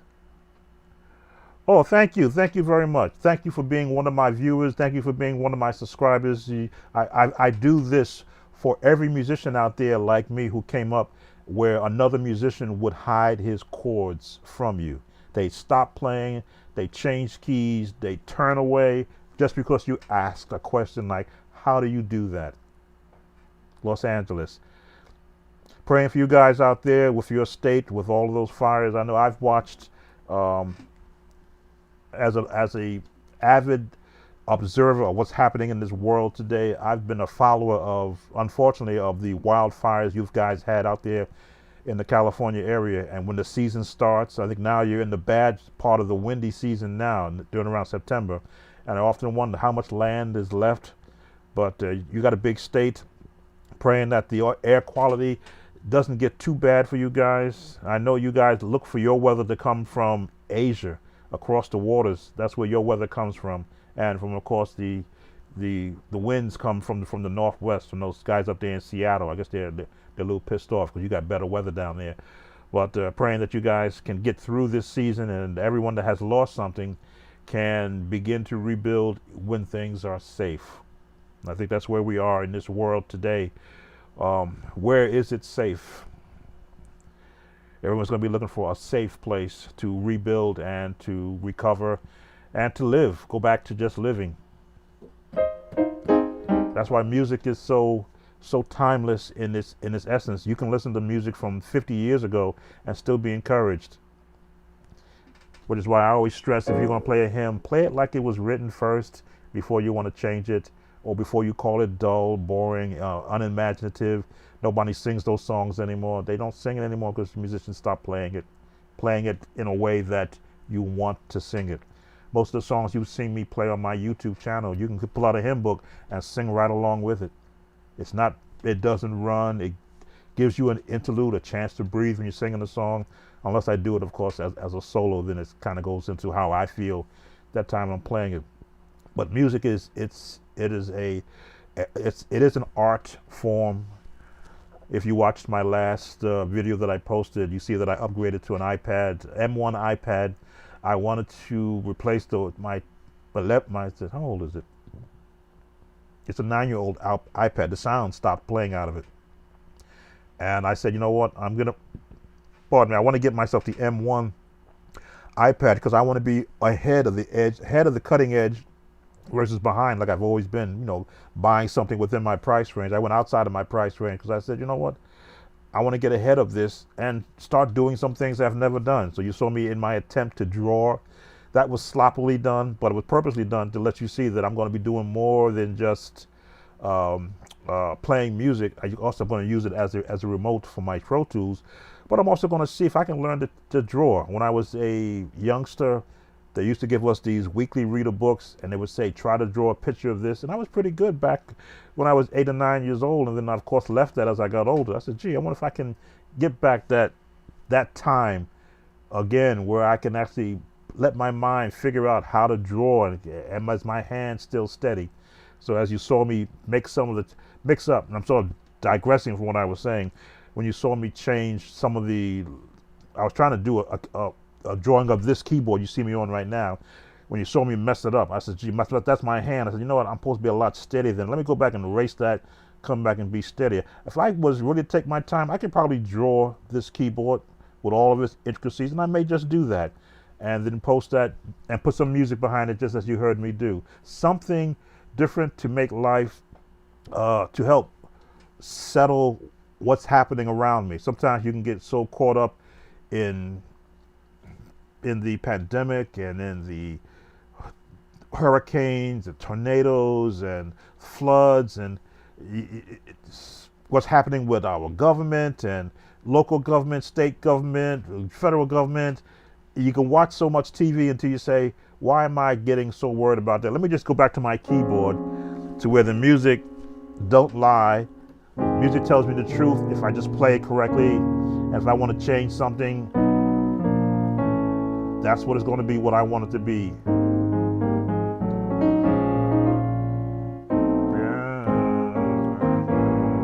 Trying to do it. There it is.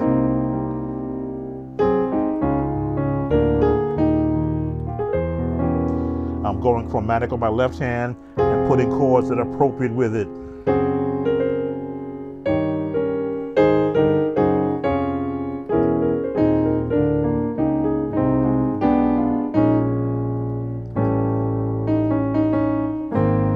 I'm just playing chromatic on my left hand and putting whatever chords I want to.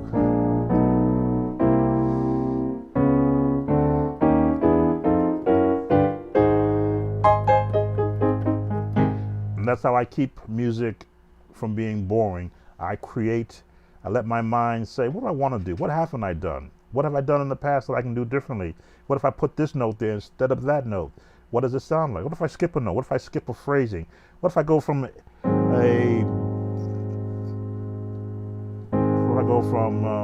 A flat to a B? How would I get there? How would I get from B to A flat? How would I get from A flat to C? How would I get from C to B flat? How would I get from B flat to E? There we go. Just figuring out things. Welcome, Shanti. Where are you from? Play Great is Thy Faithfulness. Another one of my favorite songs. I gotta change my key to, I'll do it in E flat.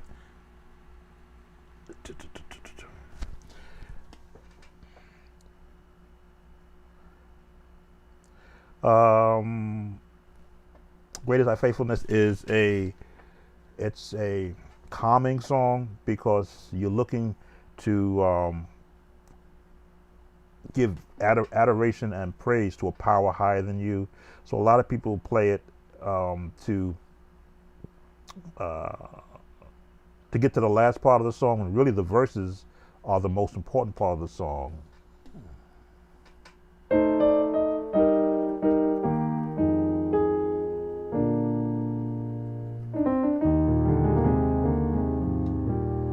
Starts on the 3 or the G.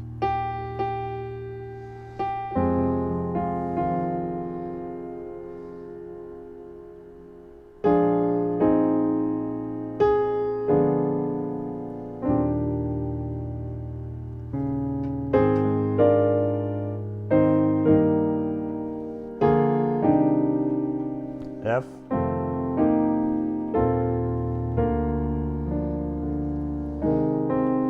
Drop down. Missed it.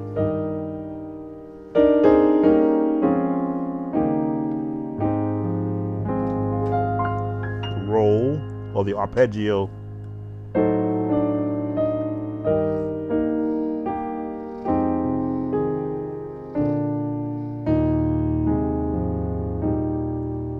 Second verse. Change the chords.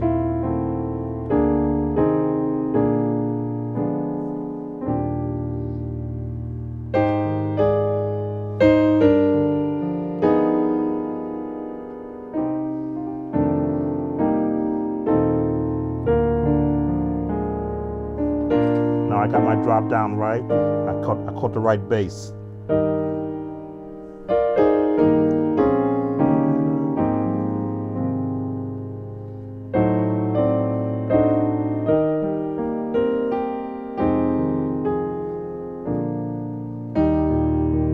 Chorus, lead into it.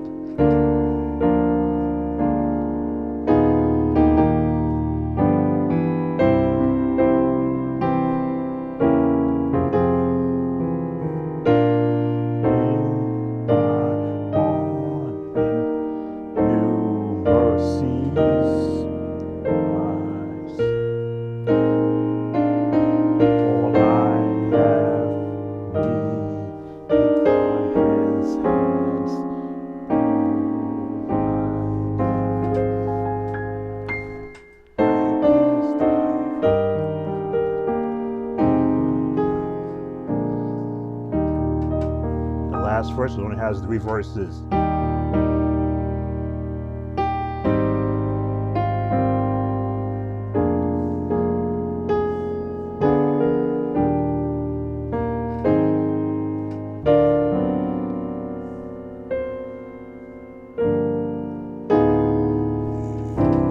Nice full chord.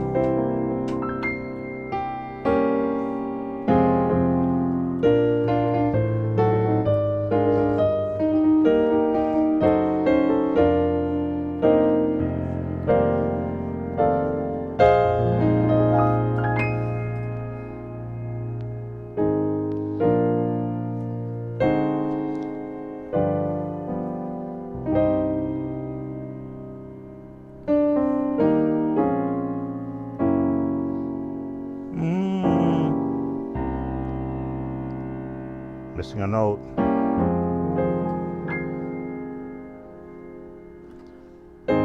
Great.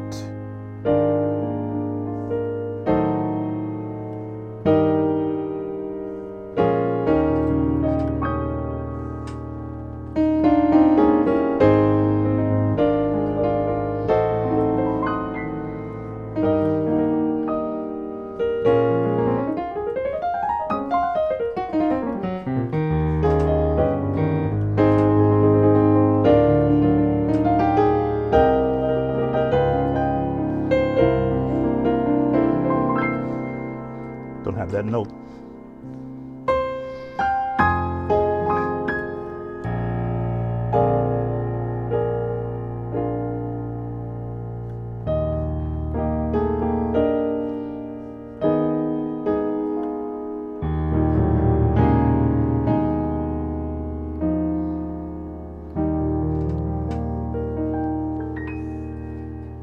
And as you can see, I borrowed the chord changes from Andre Crouch's song.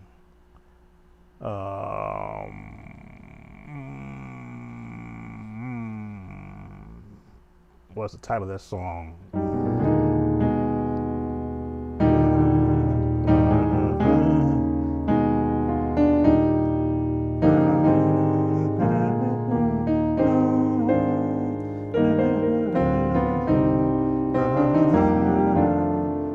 Bless me.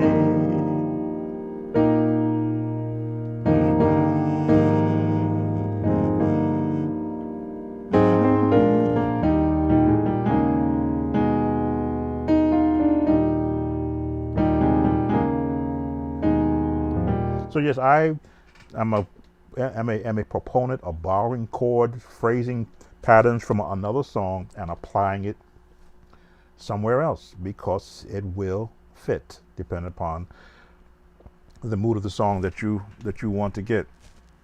Okay, I've been here an hour and 39 minutes. I'll try to keep it under 2 hours so I can make sure I get everybody's question in.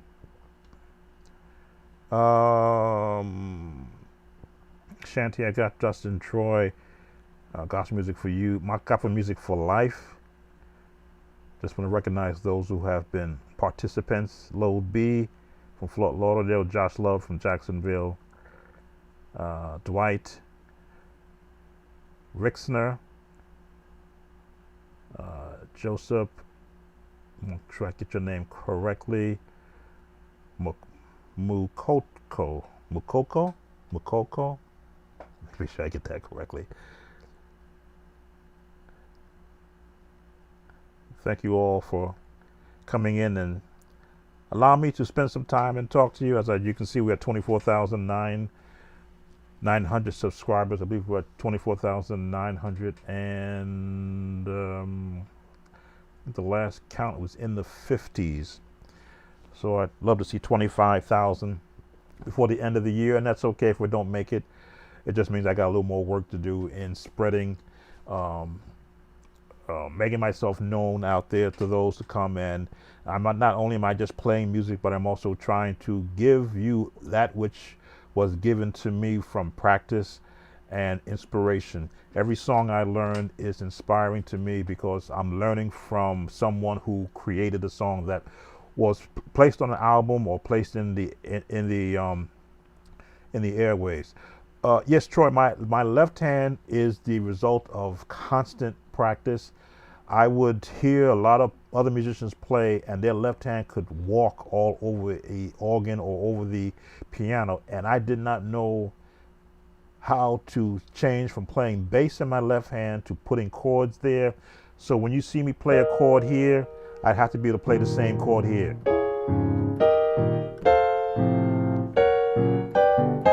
This is what I would practice.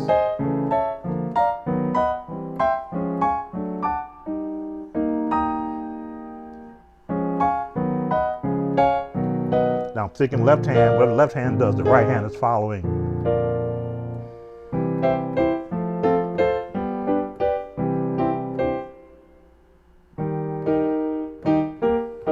So it had to get to the point where I could play with both hands close together, but they not crowd. So generally, depending upon what chord I'm going to play, Who's the dominant hand? Whichever hand gets there first. So that there's either the thumb has got to move out the way or this hand has to move out the way. And because I've practiced that, yes, there will be times when they clash, but you'll never hear it in the playing. You may hear this. Oh, that's too many notes, because there shouldn't be that note there. It should be here. Then I'll go, okay, I hear that note in the wrong place, unless I meant to put that there in a different chord structure. But if I hear it like that, I'm like, oh, take that hand out of there. But now if I put it like there, now it sounds right, but before it didn't. But because I added a bass to it, moved it from here to here, now it sounds right. Here it sounds horrible because the wrong chords. So everything is practice. Getting them both to think. Let me see, I'm in E flat. Getting my hands to know what the scale is for that note. Practicing open chords. Like you see me do this chord. It took me years to get comfortable doing this. It doesn't hurt anymore because I would practice doing this. Then I learned how to do this to bring it up higher.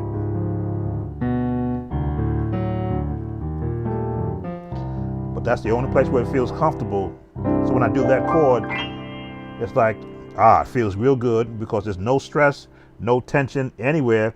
My fingers are at their limit. I can't go any further than that. And if I wanted that chord and couldn't make it, just roll it.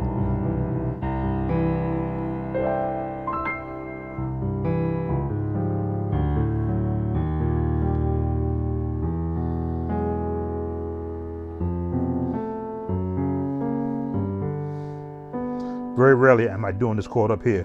Usually it'll be like this.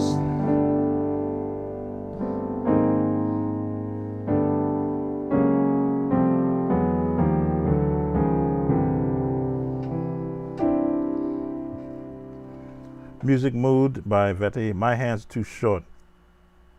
Yes. You just have to, if you want to get that sound, sustain pedal and finish it off.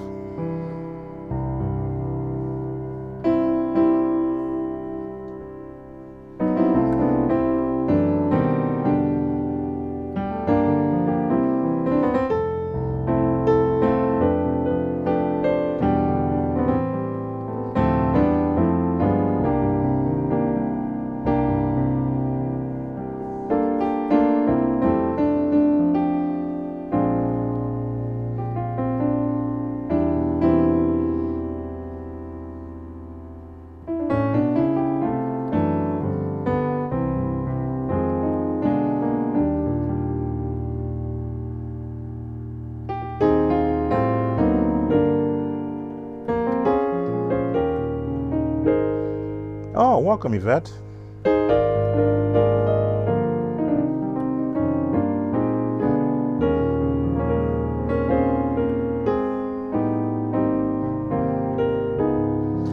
I've just been having a time with my viewers.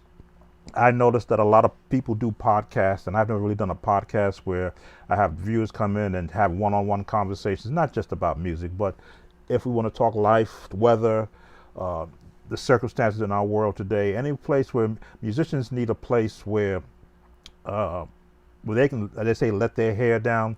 When you're in church all the time or in a rehearsal, the musician is probably the most tense person in any setting because we can't make a mistake. If we play a wrong note and somebody hears it, we don't like to be criticized. Critiqued, yes. We don't like to be criticized. We don't want someone to tell us, oh, you've played the wrong note, because now we're fighting. Now there's contention because you're telling me that I didn't play the right note. Now we're questioning ourselves. If you've put in 2 or 3 hours of practicing a song to have someone tell you, well, let me play the song on my iPhone to see how it goes. As a musician, you are, if they could put an egg on your forehead, it would fry. Of course, you're now telling someone who's got a little device with a tiny speaker is telling you you played the wrong note, and you've listened to it with your big headphones and made sure that you got every note down exactly like it sounds on an album, only to hear the person using that little device to play the song back sing the exact note you were playing. I've had that. And I sit there and I go, but that's the note I played, to have them say, no, it's not. This is the note you should be playing. And I will look and I go, and that is the note I was playing. What note did you hear? So if I'm going to be embarrassed, I'm going to politely embarrass the person back. Or I will, as I say, roll back and say, I tell you what, you play it. Now, musicians, you don't really want to be fighting music directors or choir directors at that point. But there is a level of, there is a threat level for musicians when they have sacrificed their own personal time to learn a song correctly and to have that what they've learned challenged. Yes, have I been wrong? If I was given a song yesterday and I expected to learn it for tomorrow's rehearsal, yes, I will be wrong. But I will know 80% of the song that I can learn in my own, between sleeping and working, yes. But if I've had the song for 2 weeks, like I always request, where I can actually piece the song apart, for those of us that are from old school, on a piece of paper, and write out the notes, and then go back and make sure that I'm learning it correctly, so that I've got the notes written down on a piece of paper that says this is what the line is for the sopranos and the altos, and there's someone to challenge me and say, but I heard it like this. I says, but if you were to listen to it like I did, you will find out that they are singing this chord, not that chord, in that position of the song. And when they go back and they listen to it real closely and mash that device on their ear and sit to the piano and they go, oh, yes, yes, yes. Okay, everyone, that's the note. And they never look to you as the musician and say, you had the right note. They'll say, now, okay, that's the note I want the altos to be singing. They never turn to you and in front of everybody and give you a polite apology that, oh, yes, I was listening to a different soprano part and I missed the alto note. No, you'll always hear, that's the note for the altos. That's the note it should be. Okay, yes, that's the note you should play, Sam. And as a musician, if you have any senility within you, if you have any a semblance of the spirit in you, it'll say, let it go. It's not that important. As I say, I have, I won't call them war stories. I have experiences that made me a better musician. Of course, it made me make sure that I was correct before I accept being challenged by someone who can't do what I can do. Because when they would tell you, okay, you know what, put it in the next key up, they can't do that, but I could, because that's what I would practice. Any song I learned from the album, I learned it 2 steps lower, 2 steps higher, exactly because people's voices change from week to week. Sopranos can't hit that note. Okay, lower the key because the sopranos can't hit that note. Okay, here we go. I learned stand in A flat, and I wound up playing it in G flat because it was comfortable, more comfortable for the person leading the song. So rather than doing, I went same notes, just in a different key, but I would practice it so that I was comfortable and gave them all the changes in the song, because that's what a musician does. We adapt and we adjust in real time. We can't say, well, I got to go home and find the music in another key and I'll come back in 2 weeks when I know it. No, we did it on the fly. Sometimes during the service we did it. Sometimes during the service. So that's the kind of, there's good stress and there's bad stress. The good stress is when it makes you extend yourself further than you normally would. It's bad stress if you go home with a headache and aspirin won't. I've never gone home with a headache. I've gone home angry, and then I question myself, why are you angry? Did you play your part correctly? Yes. Then what do you got to be angry about? I sit down and I practice it over again and say, you played it correctly. That's how it goes. If the person who was listening did not receive it like that, it's not your problem. Make sure you're correct in what key am I in what key that you're playing. If someone says, no, we don't sing in that key, it's too high. That note's too high. We can't sing it up, that's too high. Okay. How about that? It's still too high. It's still too high. Yes, that's where the song should be. Oh, okay. Well, then we'll sing it there.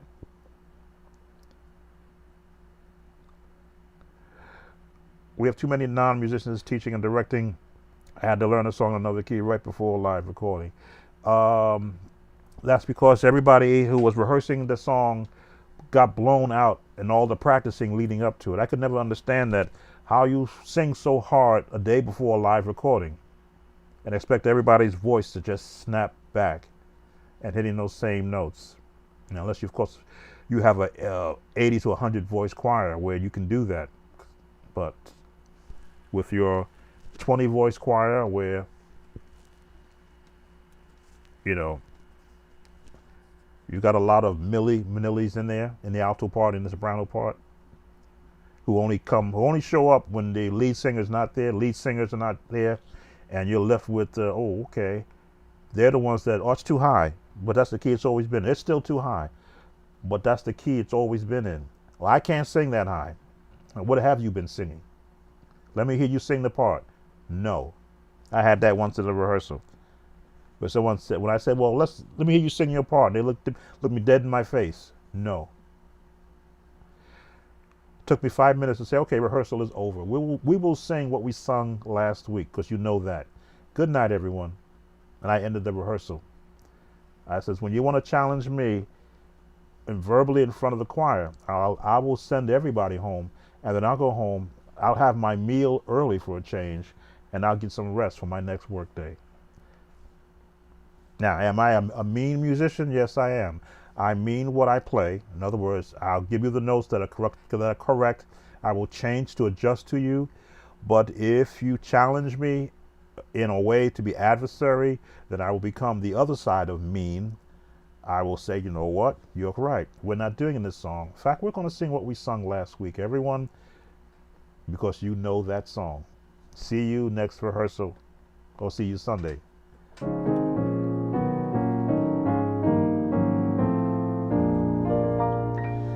And the next week we didn't have a problem.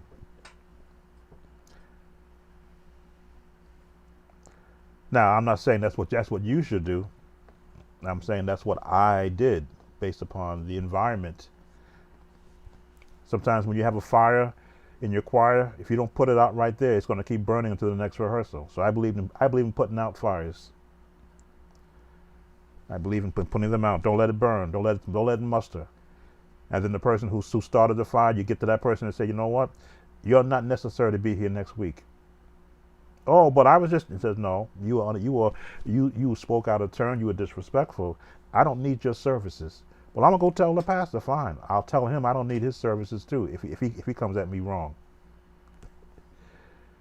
Because when you're responsible for singing and performing the music that may save somebody's life, you can't have distractions. You can't. That's how serious I took what I was doing. Every time I sat down to the organ, it wasn't about playing the latest R&B tunes. It was about, I'm playing a song instrumentally that may be what calms a person from taking their life at the end of the service when they get home. So that's part of the reasons why I've retired, because I didn't want to fight that ministerial battle anymore. I got more to do in life than to go home wondering what did I do wrong after all these years. But it's about, right now for me, it's about what can I share with a group of musicians who are 2 generations behind me. I'm in my 60s. You guys, most of you are in your 20s, teens, 20s, and early 30s, who have never experienced what I have. But you stay there long enough. As the old people say, live long enough, and you'll understand the aches and pains. Thank God, as you can see, I have the ability to keep playing for an hour or two. What we get into, coming up to hour 2, and my hands still don't hurt. There's still no pain. missed a note. Still no pain. I'm still able to think and chat at the same time. Still able to think chords. I want to go to B flat. I haven't been to B flat. Let's go to B flat here. Another one of my favorite keys. Still able to go to B flat and do available to you.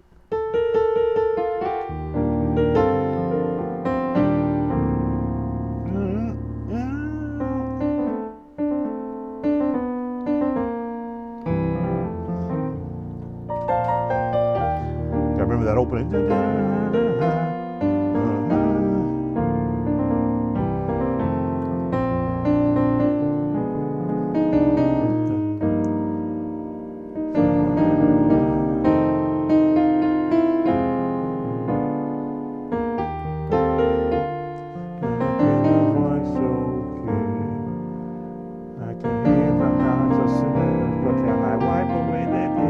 Oh yeah, musicians also learn the words to the songs. Gave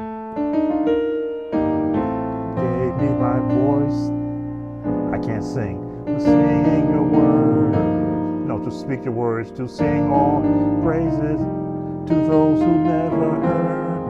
With my eyes I see a need for more availability. I see hearts that have been broken. That's why I know I got the right note if I sing correctly. But can I be to be free? But Lord, I'm available to you. Why will I get to you to do what you say to use me, Lord, to show someone the way, enable me to say, my storage is empty.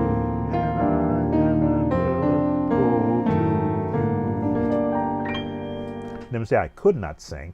I said I'm not a singer. I have to be able to sing to know I'm giving the correct notes. My storage is empty, and I am available to you.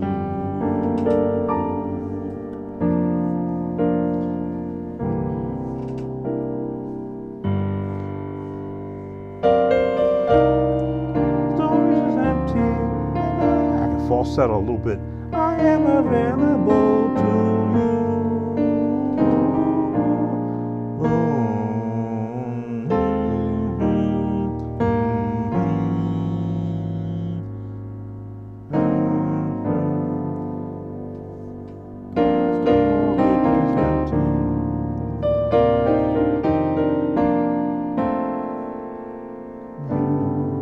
End up in G. There, I got the NG at the end. So yes, this journey, this musical journey has been rewarding to be able to do this. I did not see this day when I first started playing music that I could be speaking with people around the world electronically. Even when I worked for IBM, we were internet savvy as far as a worldwide network, because IBM dealt in networks in their own internal world. But I saw the computerized music back in the 80s when they came out with their first PC back in 1980, I think we came out with the PC, or 1982, 83. The first IBM PC, I was able to see it demonstrated, and I saw a music program that could play notes that somebody played on the piano, and I got all excited because I said, wow, I mean, I can actually see what my notes I'm playing look like. And when I got to the point where I could afford a computer and buy the software, I said, is that what my notes look like when I'm playing? No one could ever be able to read that. That's what's going on in my head. All of those notes, even when you look at the chordiat, as I hold chords, you see all those notes.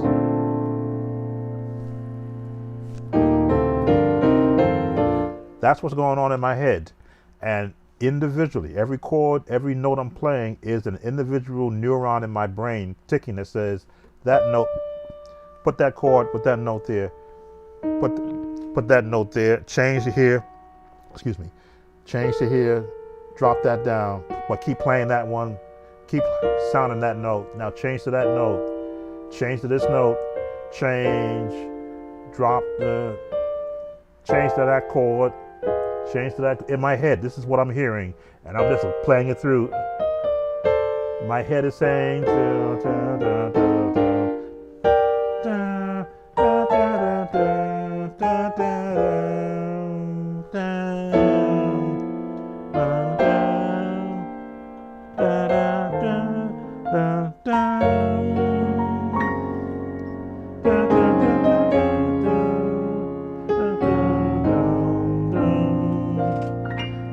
heard that change in my head, and I said these are the chords that would fall in place with that pattern. I hear chords, not only do I hear melody, I hear chords and the bass notes and any intricate movement around it, because my background again is in jazz, concert jazz band. I'll put it like that because we did do the 1812 overture, and I love that song as a French horn player or mellophone player. But my background has me playing every instrument I could hear circled around in my ears. Bass at the bottom, just a bass here, and as I go around, middle notes and to the higher notes. So when I think musically, I'm thinking to the bottom, and every note that's in the middle out.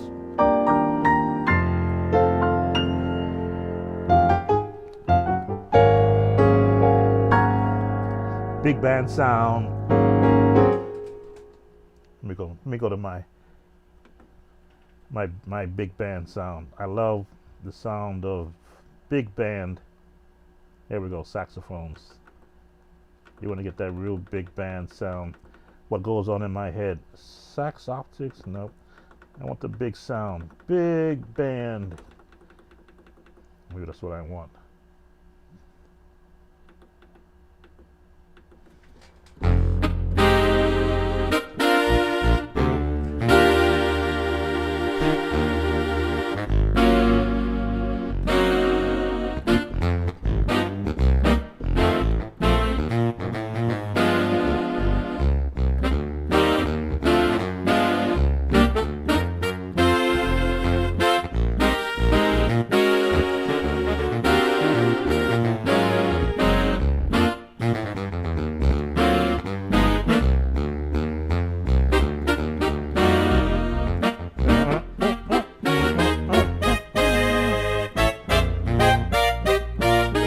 That's not the one I want.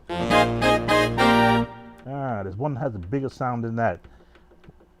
I haven't played this in a while.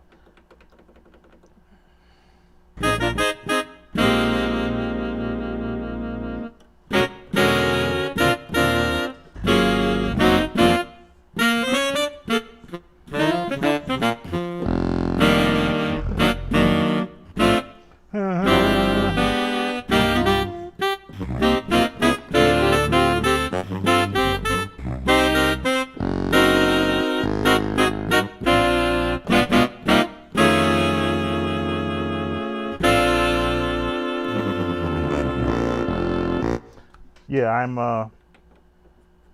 a stickler for the big band sound because there's so much happening in there that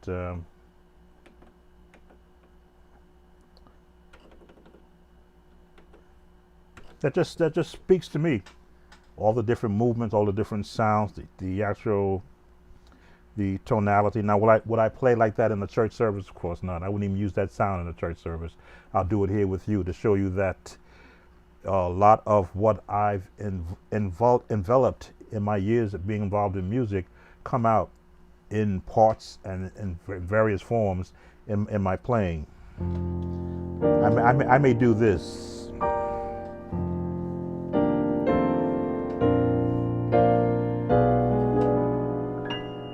Kind of subtle. There's my big band.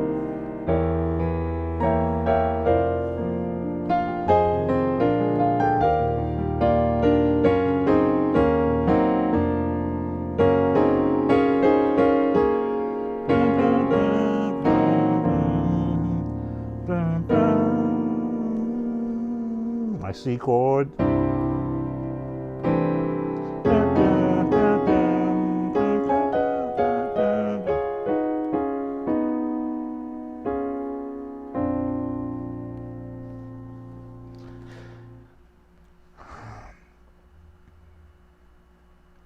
take care, Vet. I'm going to bring this to a close. I'm past at the 2-minute mark. As I say, there's some songs I played may hit YouTube's radar, and that's okay. I'll tell them to do what they do. They usually will. I do monetize all of my videos, just so that you know that I do monetize them. They help me to keep up with current technology. And that's why I thank you all who have been viewing most of my videos. I look in my analytics, I always look to see who are the new viewers, and I see that a lot of my subscribers are the ones who keep coming back the most, and you make it possible for me to invest in cameras and in lighting and in software and in the upgrade of my M1 studio, giving it a more powerful setting to where I can actually do a live stream like this and it's not choppy like it was with my old system. My old system, I'd have quality popping in and out, or the OBS software would crash. But with this system, with the base model M1 Mac Mini, as you can see, it's doing its job. I was debating on upgrading it because I got the base model, but I needed to see if the base model can give me what I need. And so far, base model M1 Mac Mini with just 8 gigabytes.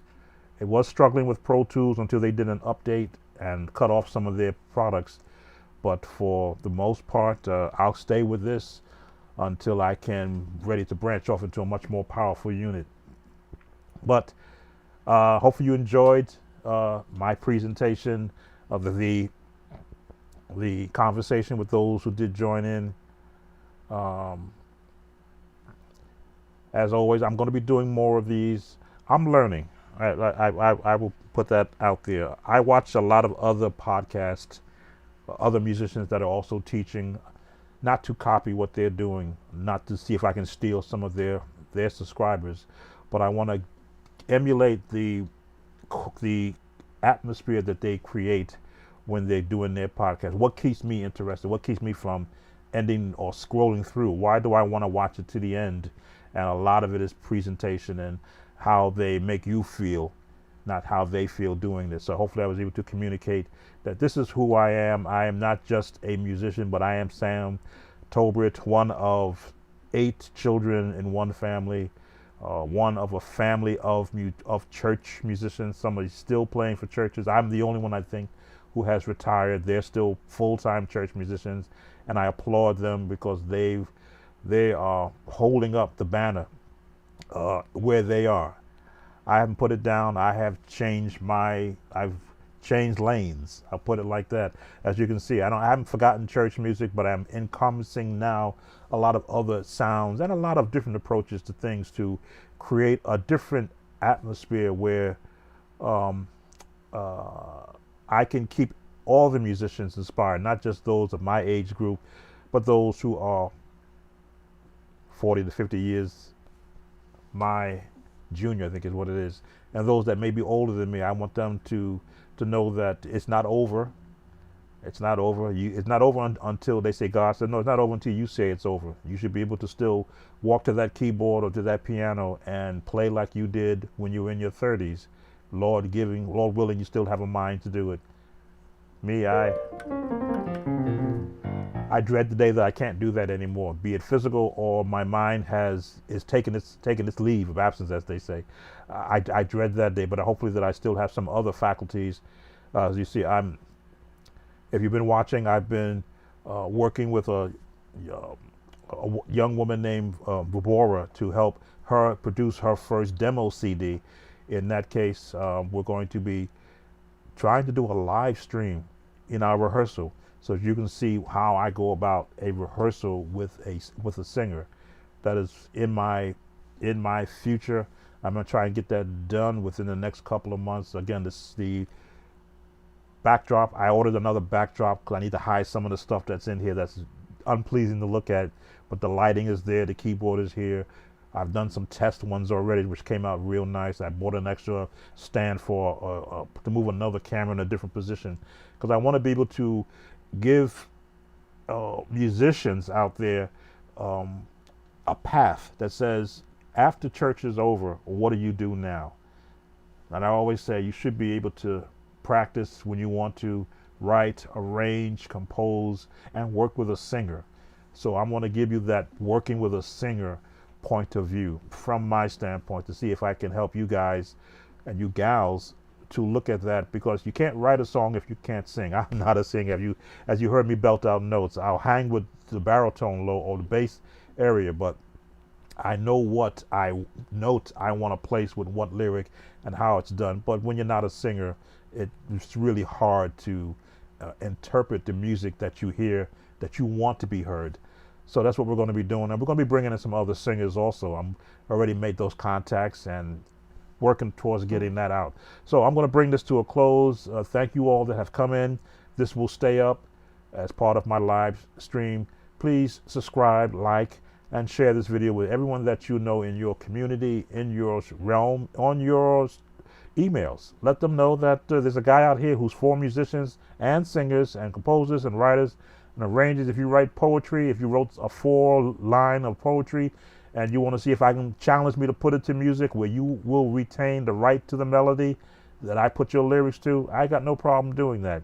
That's my challenge, that I would love to be able to take 4 lines of poetry and put some kind of a musical phrasing recording to it and put it into sheet music, and then you can run with it. I'll even give you I think I put that on one of my posts, how you have something copyrighted so that you can lay claim to it, just to show the path. As I say, I'm one of those musicians in my earlier days. Nobody wanted to show me anything other than God will open the door to you, just to practice. And as a youngster at 13 years old, I felt so bad because I thought it was something I did wrong when a musician would stop playing while I was talking to him, as though I was going to steal something precious from them. So as you see, I hide no chords. I slow it down purposely so you can see what I'm doing and why they're going in that position. I even added more lighting so that you can see my finger placement. Because I don't want to be that musician who feels that it's mine, mine, mine, and no one else's. I want you to be able to say, oh, but Mr. Talbot, I can do this with it. I can go this way with it. You went down, but I can go up.